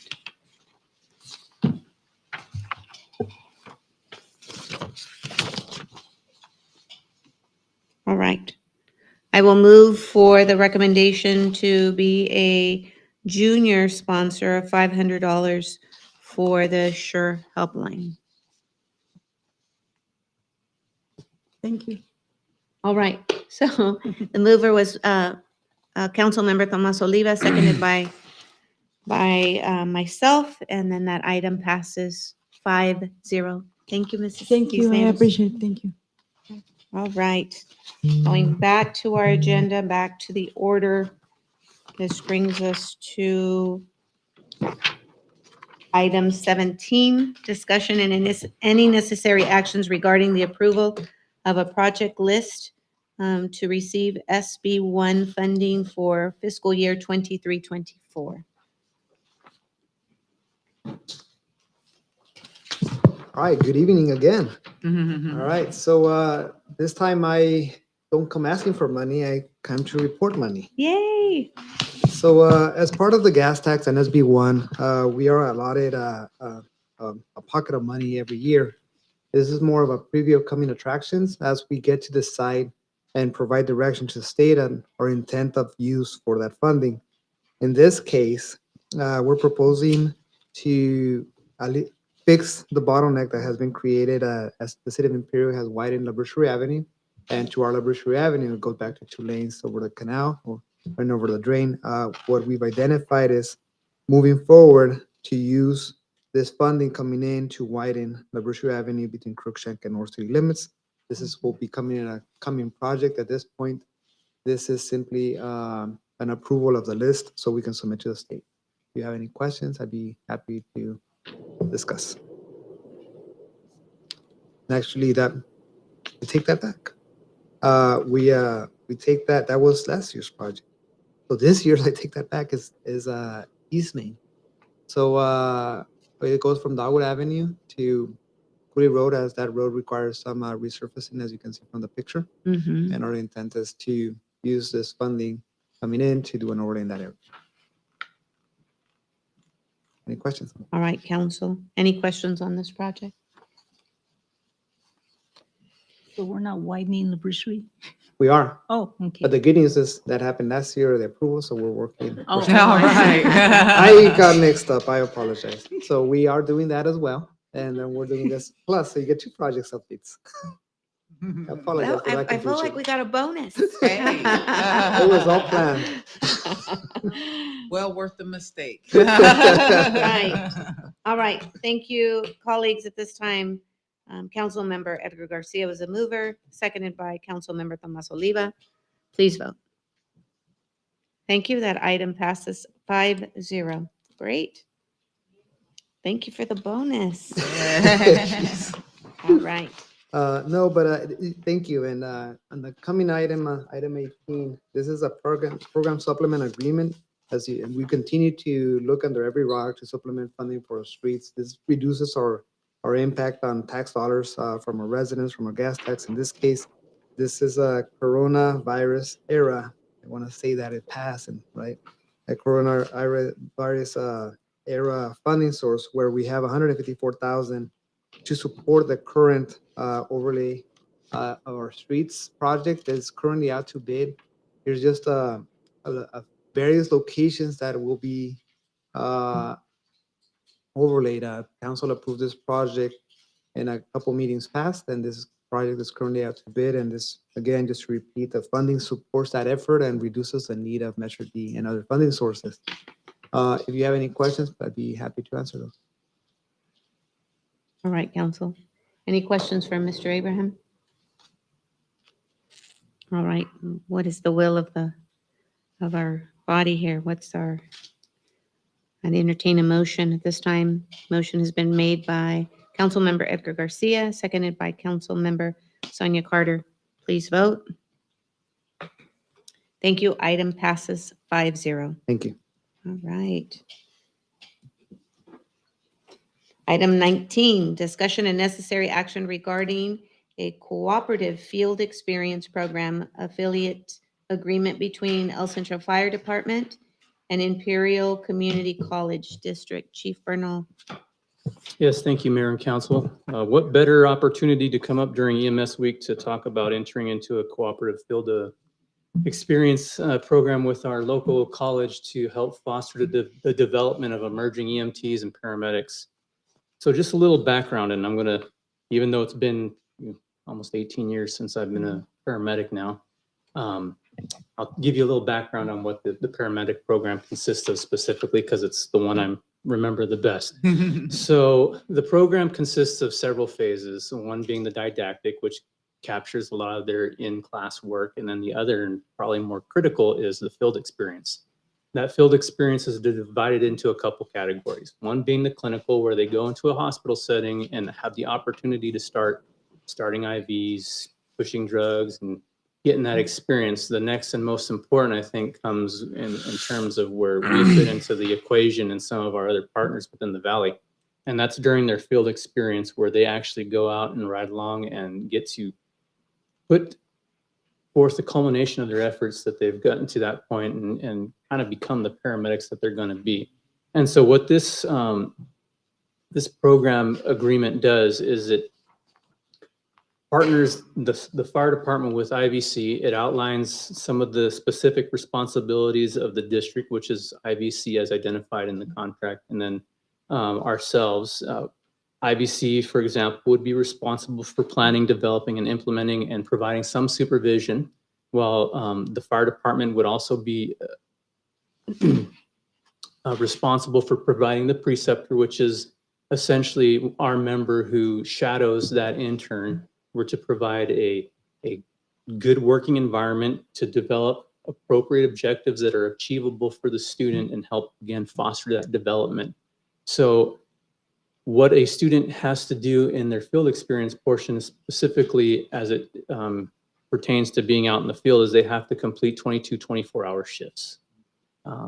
Historically, through the fire department, we've had students for up to 10. Because we are a non-transporting agency, we don't get to see the patient from the inception of the call to the destination at the hospital.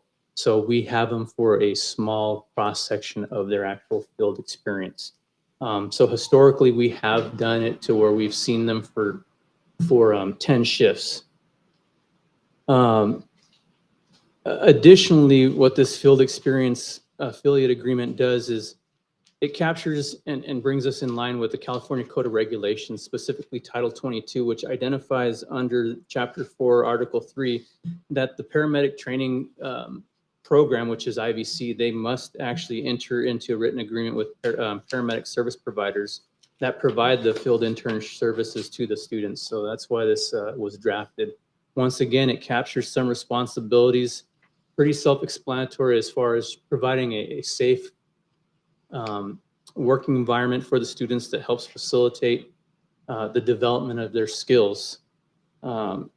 This lasts no more than 5 years and can be dissolved at any time with 30 days written notice, provided that if we choose to go that route, at the very least, we provide an opportunity for any students in the field under the supervision of the department have the opportunity to fulfill the shifts that they've been assigned to us. Great. And with that being said, I'd love to answer any questions if you have some for me. All right, colleagues, questions? Just really excited when we talk about building the pipeline, Yes. right? This, and having that agreement with our local community college. And as we see the quality of education that is being provided and that we can foster and augment that opportunity for students, it's just a win-win, right? Yes, All around. absolutely. It's all about paying it forward. Yeah. Somebody did it for us, and we'd love to do it for the upcoming students. Right. Great. Just, are any of your current EMTs or fire, personnel, are they instructors out there? No, we're working No? on that. Oh. So with their recent bond measure that's passed, they're going to be really creating a robust public safety program out there, and we hope to have a hand as it develops further. But while we don't have any current instructors, we certainly plan to do so. And at the very least, this is a good start for us. Yeah, that'd be great. Yes. Great. With that, item passes 5-0. Thank Thank you. Thank you, colleagues. Great. Good work. All right, moving us to item 20, discussion and related action regarding amending the contract for Securitas Security Services USA for security services for city facilities. Ms. Adriana Nava.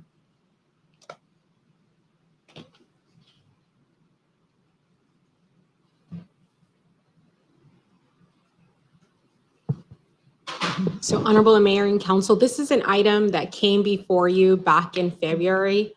This is the fun part of our job. So when council approved the agreement, Securitas wanted to add an exhibit, and the exhibit had various clauses that needed to be reviewed by legal. Once it was reviewed, those clauses were not permissible. And so there was a sort of going back and forth on some of the clauses in this exhibit. Our Joint Powers Authority also reviewed it. And why is this sensitive to us is one of the guards, you may recall, is an armed guard. And so that guard was going to be stationed at Buckland Park. And so with that, there was issues in some of the clauses. We wanted a certain amount of liability insurance associated with that. And so we're finally here today. They've agreed on the terms. We have met halfway. They also had a line item in there about exceeding their not to exceed in the amount of 5% for as it relates to wages. So they could change pricing during the contract. And so that was another term that we didn't feel comfortable with. And then also added language that was added was a 90-day notice regarding any rate increases. So if they were going to increase the rate, we needed 90-day notice, and this would allow us to remove ourselves from the contract. So just to ensure we weren't going to have any unforeseen costs. And so with that said, our legal counsel has reviewed the exhibit. Joint Powers Authority has also reviewed it. And this time around, we did ask Securitas to sign all documentation. And then once they already had approved it, then bring it back before this body as well. And that's pretty much all I have on this item. I don't know if there are any questions. Cost remains the same.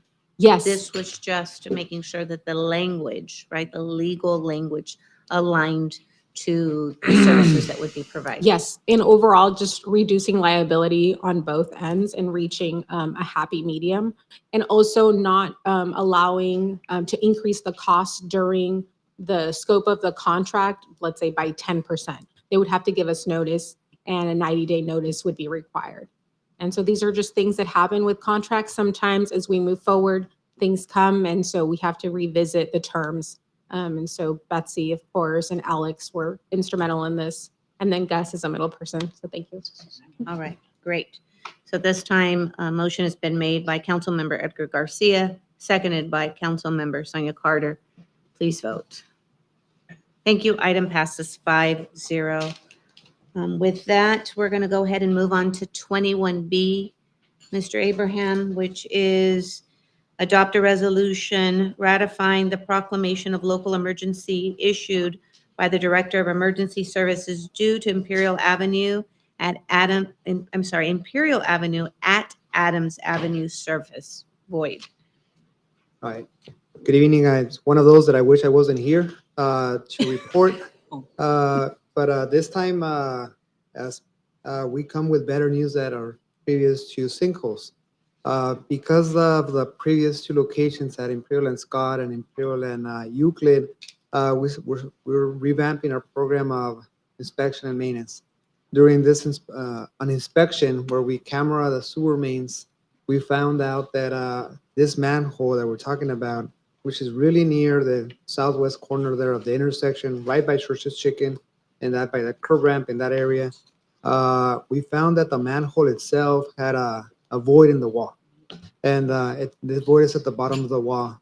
When that happens, as water flows, and it could have been rain events or the sewer, it starts eating away from the little by little, chipping away from the soil surrounding the manhole. To the point that we found that there's about a 9-foot by 9-foot at the very minimum void in there, but the road is still intact. There's no sinkhole yet. We're trying to prevent one from developing. We're working very closely with contractors to come up with some creative solutions on how we can repair that manhole and fill that void without having to open the road. And that way we can restore traffic very, very quickly. If that moves forward, we'd be in the lower range of this estimate here. And we're hopeful that those activities will be successful and we can open the road pretty soon. I won't venture to say a date at this point. Like if everything goes well, it could be probably within a week or less.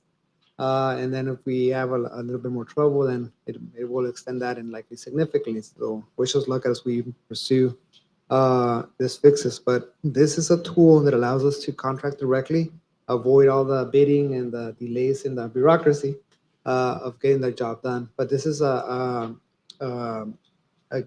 there's a silver lining in that we caught it before it was a sinkhole, and we have options to repair it before it becomes a sinkhole and prevent it from becoming a sinkhole. We will continue doing maintenance, and hopefully we don't find more. But if we find more, we'll make those repairs as soon as possible. So with that, I look for your recommendation, or I will make a recommendation to pass a resolution authorizing this emergency so we can continue making the repairs. Mayor, this is going to be done by roll call. Roll call vote. All right. Call for a Council, motion. call for the motion. Thank you. Councilmember Edgar Garcia. I'll second. Okay, Mayor Pro Tem Sylvia Marroquin, seconded. Roll call vote, please, Madam City Councilmember Clerk. Carter, Yes. Councilmember Oliva, Yes. Councilmember Garcia, Yes. Mayor Pro Tem Marroquin, Yes. Mayor Cardenas Singh. Yes, great. Item passes 5-0. Thank you. Excellent. All right, moving on to item 22, letter of support for legislature to take action on fentanyl. Mr. City Interim Manager, please. Yes, Madam Mayor. So this item comes before you since recently the Assembly Committee on Public Safety delayed action on some of the many critical fentanyl-related legislation items they had. The attached letter is asking for the legislature to take further action this year to address the fentanyl crisis. And this is through the League of California Cities. As you may or may not know, this fentanyl crisis, we refer to here is pretty widespread. It's alarming. It's increased in the misuse and abuse of fentanyl, which is a potent synthetic opioid drug.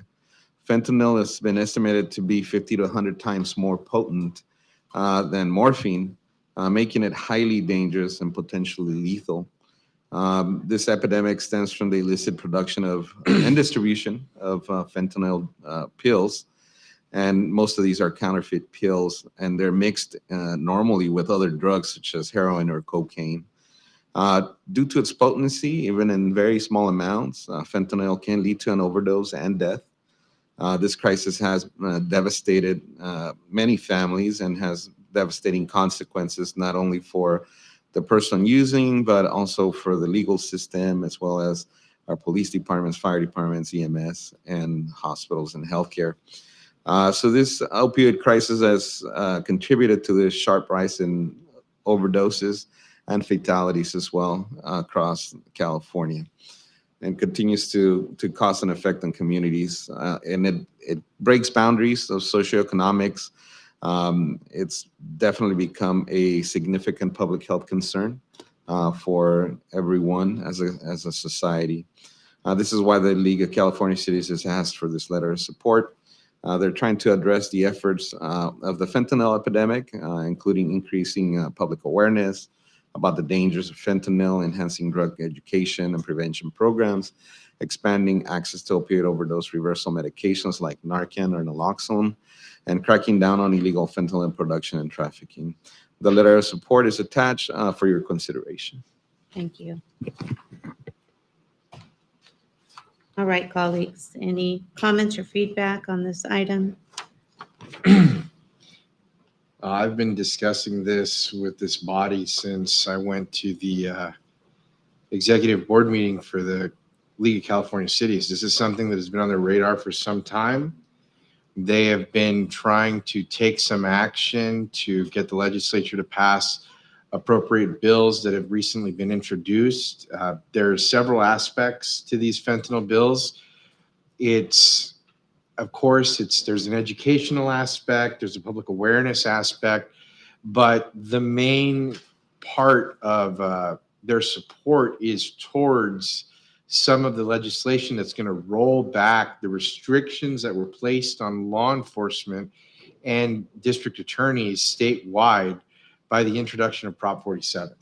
So it will also include sentencing enhancements for possession of this toxic chemical and for sales of this toxic chemical, especially if it leads to gross bodily injury or death. These are not new sentencing enhancements.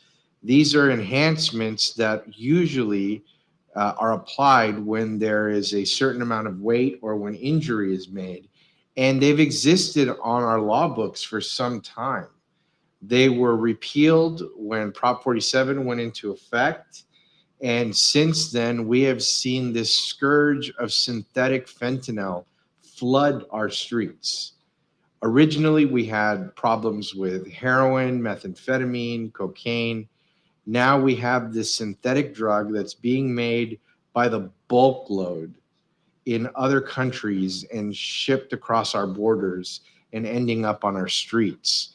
And it is so potent that a small amount is enough to kill every single person in this room. A very small amount. And that's why it's so important that even the League of California Cities is taking notice and trying to take action. And our legislators are trying to take action. I heard countless stories of people, elected officials throughout California, that have had to deal with their first responders picking up bodies in their local municipalities because people are overdosing on fentanyl. Mm-hmm. And it's not just people that are hardcore users. These are young people that are experimenting for the very first time, that have no tolerance whatsoever for opioids. And the first time that they try something, they die. That is unacceptable. It is not only a California problem, it's a national problem. And we're trying to address it with the legislature. And I'm very, very happy that the League of California Cities is throwing all of its support on it and asking us as municipal elected officials to back them up in their charge to try to address this.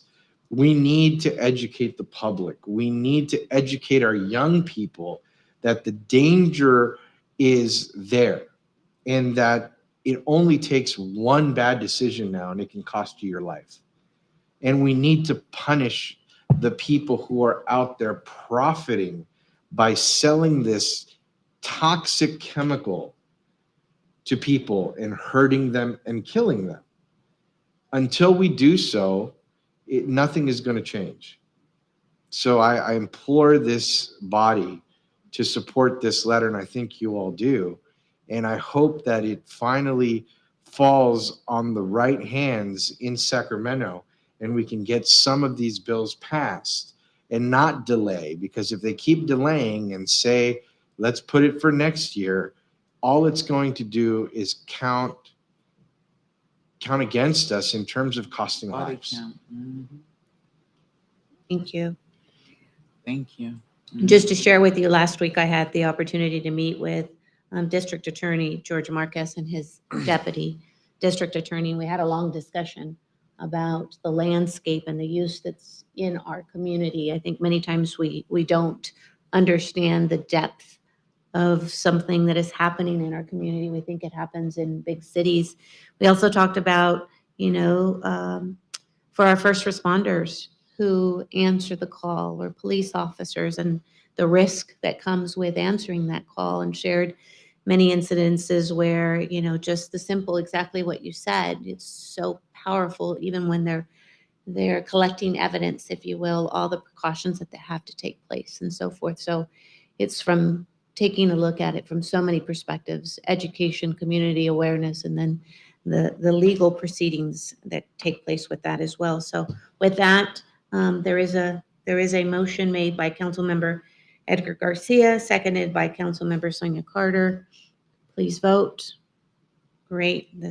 We will be writing a letter of support for this item to. Madam Mayor, Yes. and I know you've already taken the action, but I just wanted to share with you a local fact, right, that Chief Yes. Sawyer just shared with me. That today, 50 pills of fentanyl were taken off the streets by our police department. And within the last week, 2,000 in one single day were taken off the streets here in El Centro. Just, as a point, Thank that you. it's here. Thank you for the great work. All right, moving us on to, just to share with you colleagues, our agenda says we will be done at 8:40. It is 8:16 and we're moving on to task force reports from council members. Who would like to start? All right. I can start. The falling officers, let me start with that. How much of a better way to start? That was a phenomenal event. I stood in the back and I got to see a lot of the parents that were out there and a lot of tears that were shedded. And it was just a phenomenal event. I really, really enjoyed walking around looking at the pictures and looking at all of just everything that was out there and talking to the people. A lot of people had a lot to say that day, and I was happy to be able to communicate with them as well.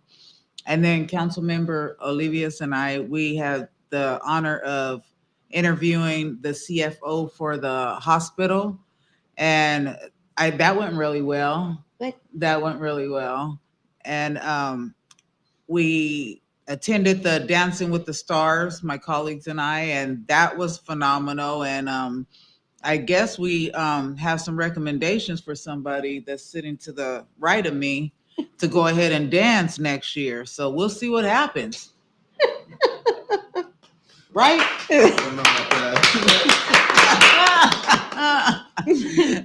And then also, last but not least, David from ICTC, Madam Mayor and I, and a group of phenomenal people that are eager to make change for our underserved transportation committee. We met with them yesterday, and that was a phenomenal meeting. We met and we discussed, and now we're moving forward of what can we do and putting action behind it. So that was very nice as well. Great. Sounds great. Thank you. All right. Yes, colleagues. So there were a few meetings, right? But in the interest of time, I just wanted to mention a couple things. So this weekend, as I kind of alluded to, I felt the need to head out to Jacumba and see for myself what the situation was for the migrants out there. It was eye-opening, to say the least. Let's just say so. Wow. There were 3 different camps, right? And Border Patrol was essentially just there to prevent anyone from going further north, right? And they weren't detained. It was just kind of, they were there, free. This, according to Border Patrol, they were free to head south, but they weren't free to go north. And over time, with enough days, and I think with enough political pressure, and as soon as resources and space kind of freed up in processing centers, they were able to just kind of really expedite the transportation of a lot of those folks to processing centers rather than being in encampments out in the middle of like Campo and Boulevard, right? I really want to say thank you to the volunteers that showed up.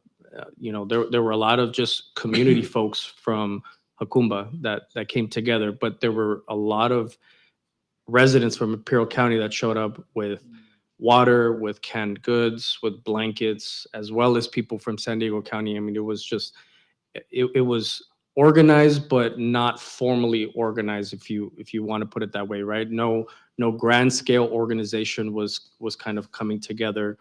There were nonprofit organizations that showed up with water, with sandwiches, and I think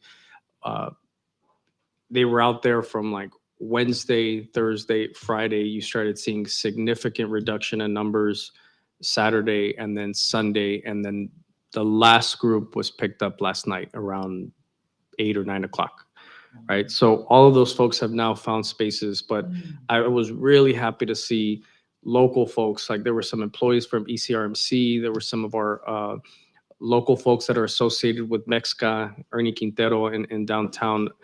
He held a drive to get some food and water and hats, blankets, and things of that such. So for the kids out there, it was really heartbreaking to see adults, to see children who know no better, that be out there and subjected to what they were subjected to. And so you saw folks from majorly from Colombia descent, you saw Vietnamese, and there were a lot of Sikhs there. I was having a hard time communicating with the Sikhs and the Vietnamese, but ultimately, things are getting a little bit better. I could tell you that the numbers coming in from Calexico as far as paroled, they're not large numbers, right? We're talking less than 40 a day. It's probably about 20 or so a day. But that gets me to the next point, which is this Thursday there is a meeting by United Way, who is the fiscal agent for the FEMA program of Emergency Food and Shelter Program. So there are millions of dollars that are appropriated, right, throughout the entire country. Specifically, I think EFSP is probably about like $300 and something thousand that is awarded to Catholic charities and is fiscally managed by United Way. And the whole purpose is so that nonprofit organizations locally can apply to be able to assist. And it's not just migrants, it's unsheltered individuals, it's homeless individuals, right? And so the point of why I'm raising this is so that anyone that listens can understand that there is funding for some of the missions that you carry, and in order to help your fellow man, right, in their time of need. So there is two types of programs. There's the EFSP and then EFSP-H, so Emergency Food and Shelter Program, Emergency Food and Shelter Program, Humanitarian, right? And that humanitarian aspect of it, I think it was about 2.4 million was given to Catholic Charities in Imperial County. So there are funds, and that is essentially going to shift over to SSP, which is the Shelter and Services Program. And that's going to get phased out later on this year. So I highlight that to anyone that's listening that is always saying, I could do more if I just had access to funding. There is funding. And so a lot of these monies are meant for sheltering, for initial transportation, for onward transportation, for hygiene, for clothing. And so I would love, anybody that's interested, please feel free to reach out. I would love to be able to break it down. I know that DHS and FEMA has put together a PowerPoint presentation. And so there are slides if you'd like to take a look at these slides to see what you might be eligible for in terms of reimbursement.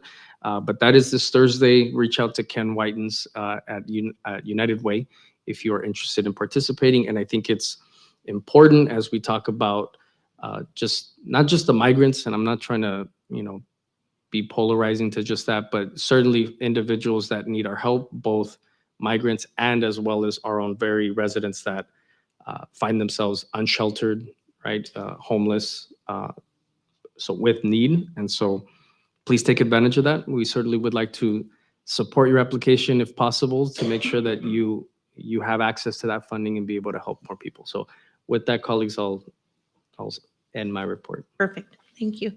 Councilmember Edgar, anything you'd like to report on?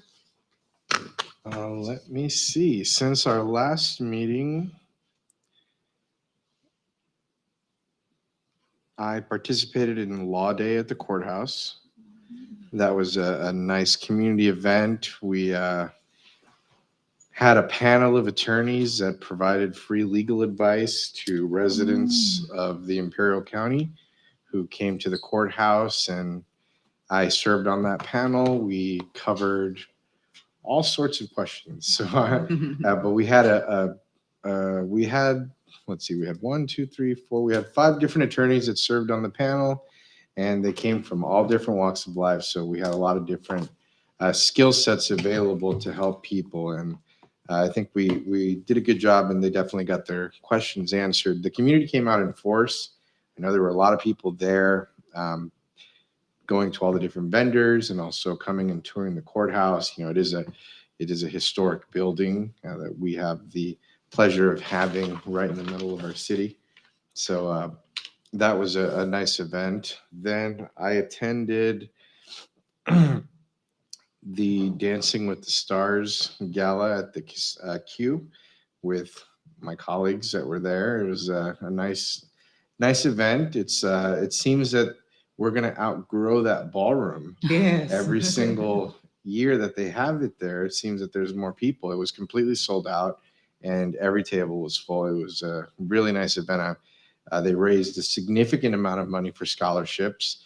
People were definitely having fun with the bidding at the auctions for some of those judges' seats and to be a participant, but it all goes to charity, so it's for a good cause.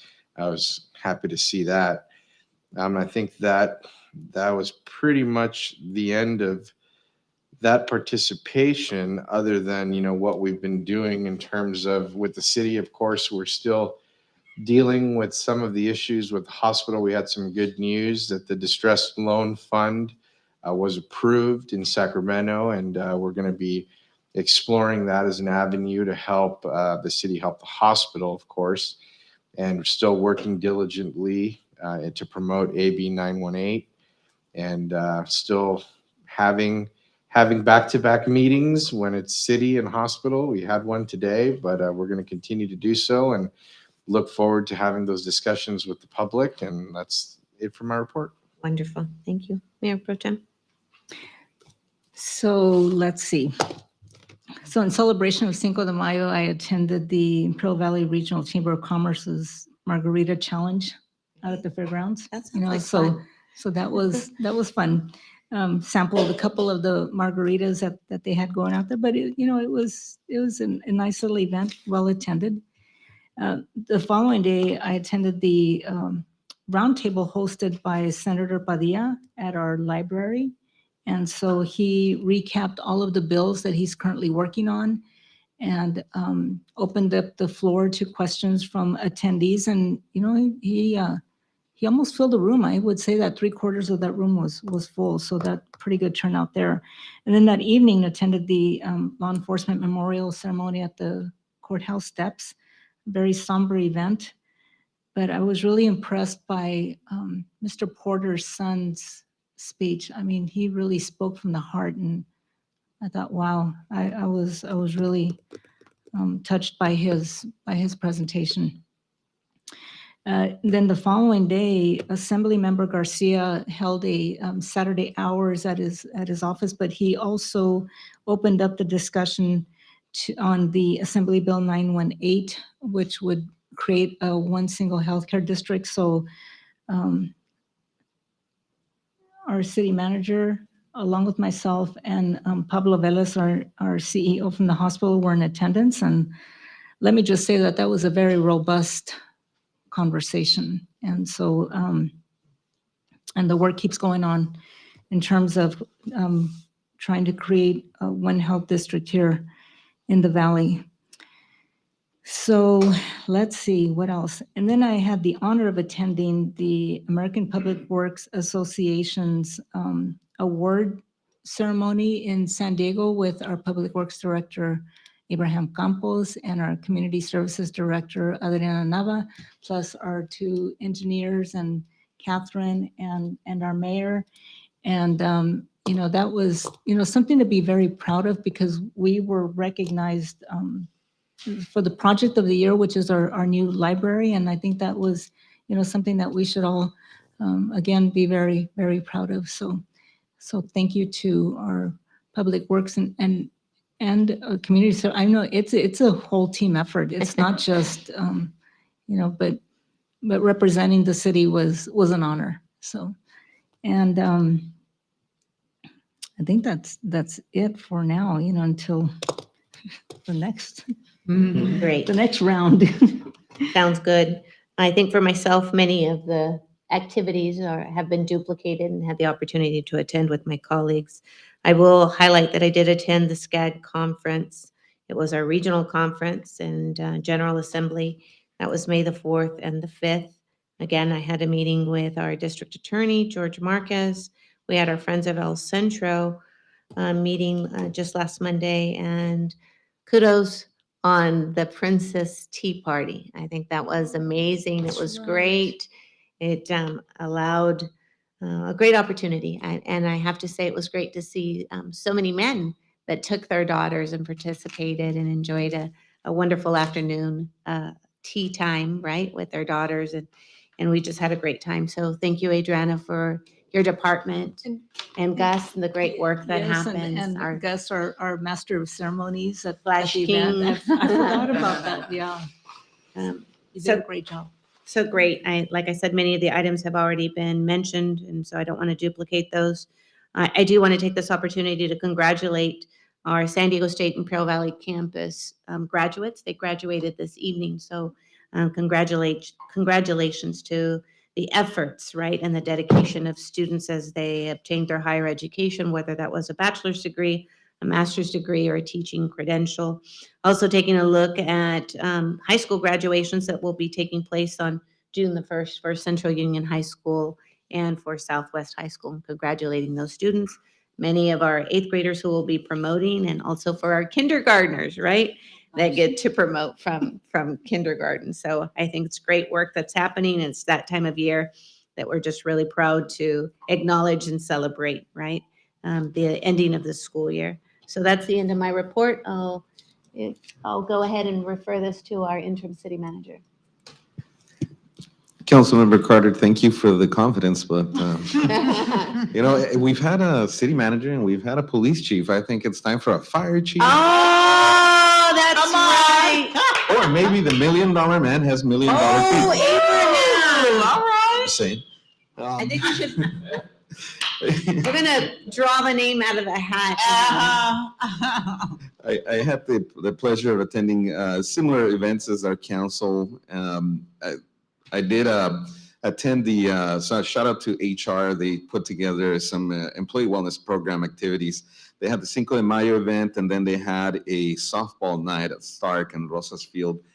They hit it off the field there from both. I don't play softball, but I do Cinco de Mayo. So I ate my little heart out. Outside of that, on May 10th, I did have the Imperial County Transport Commission Committee meeting. There was some discussion around replacement of buses with more sustainable fuels.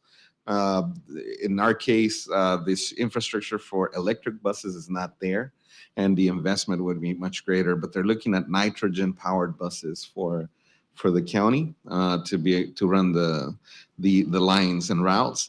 I also had a good time at the City and County Managers Association meeting. We discussed some items related to issues that actually affect most of our cities. Attended the American Public Works Award as well. Council, Madam Mayor Cardenas Singh and Mayor Pro Tem Marroquin got to ride with me. I hope I didn't hear anybody screaming with my driving, so I'm glad that everybody was safe. And then I also had a great time attending the Austin Police Department Explorer Class number 5 graduation. I actually had it was a large class from what I saw. And I do want to recognize a couple of people or a few people that were involved in the upbringing of this class.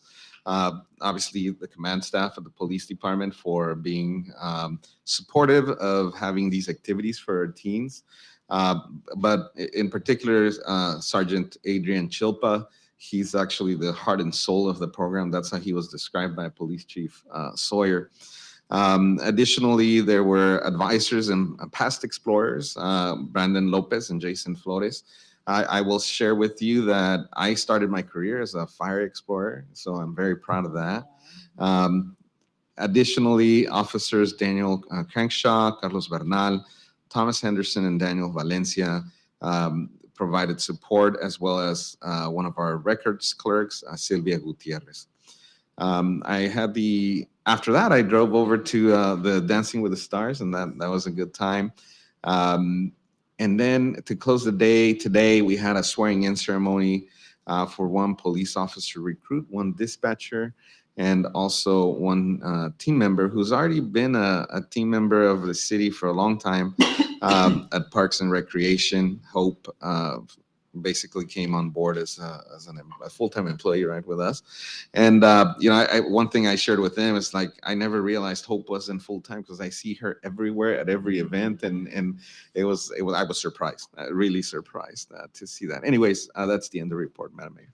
Wonderful, great. I would like to go ahead and just add one item to my report, and that is that the mayor and mayor pro tem, we're taking this opportunity to meet with all fellow city council members, mayor and mayor pro tem, so 2-on-2 meetings to continue to the discussions about the hospital and AB 18. And so we just wanted to go ahead and let all our fellow council members know that we are reaching out to every city to be able to answer any questions that they might have and to explain the purpose and the reasoning behind the single one healthcare district. So with that, it is 8:37 and I'd like to adjourn this meeting.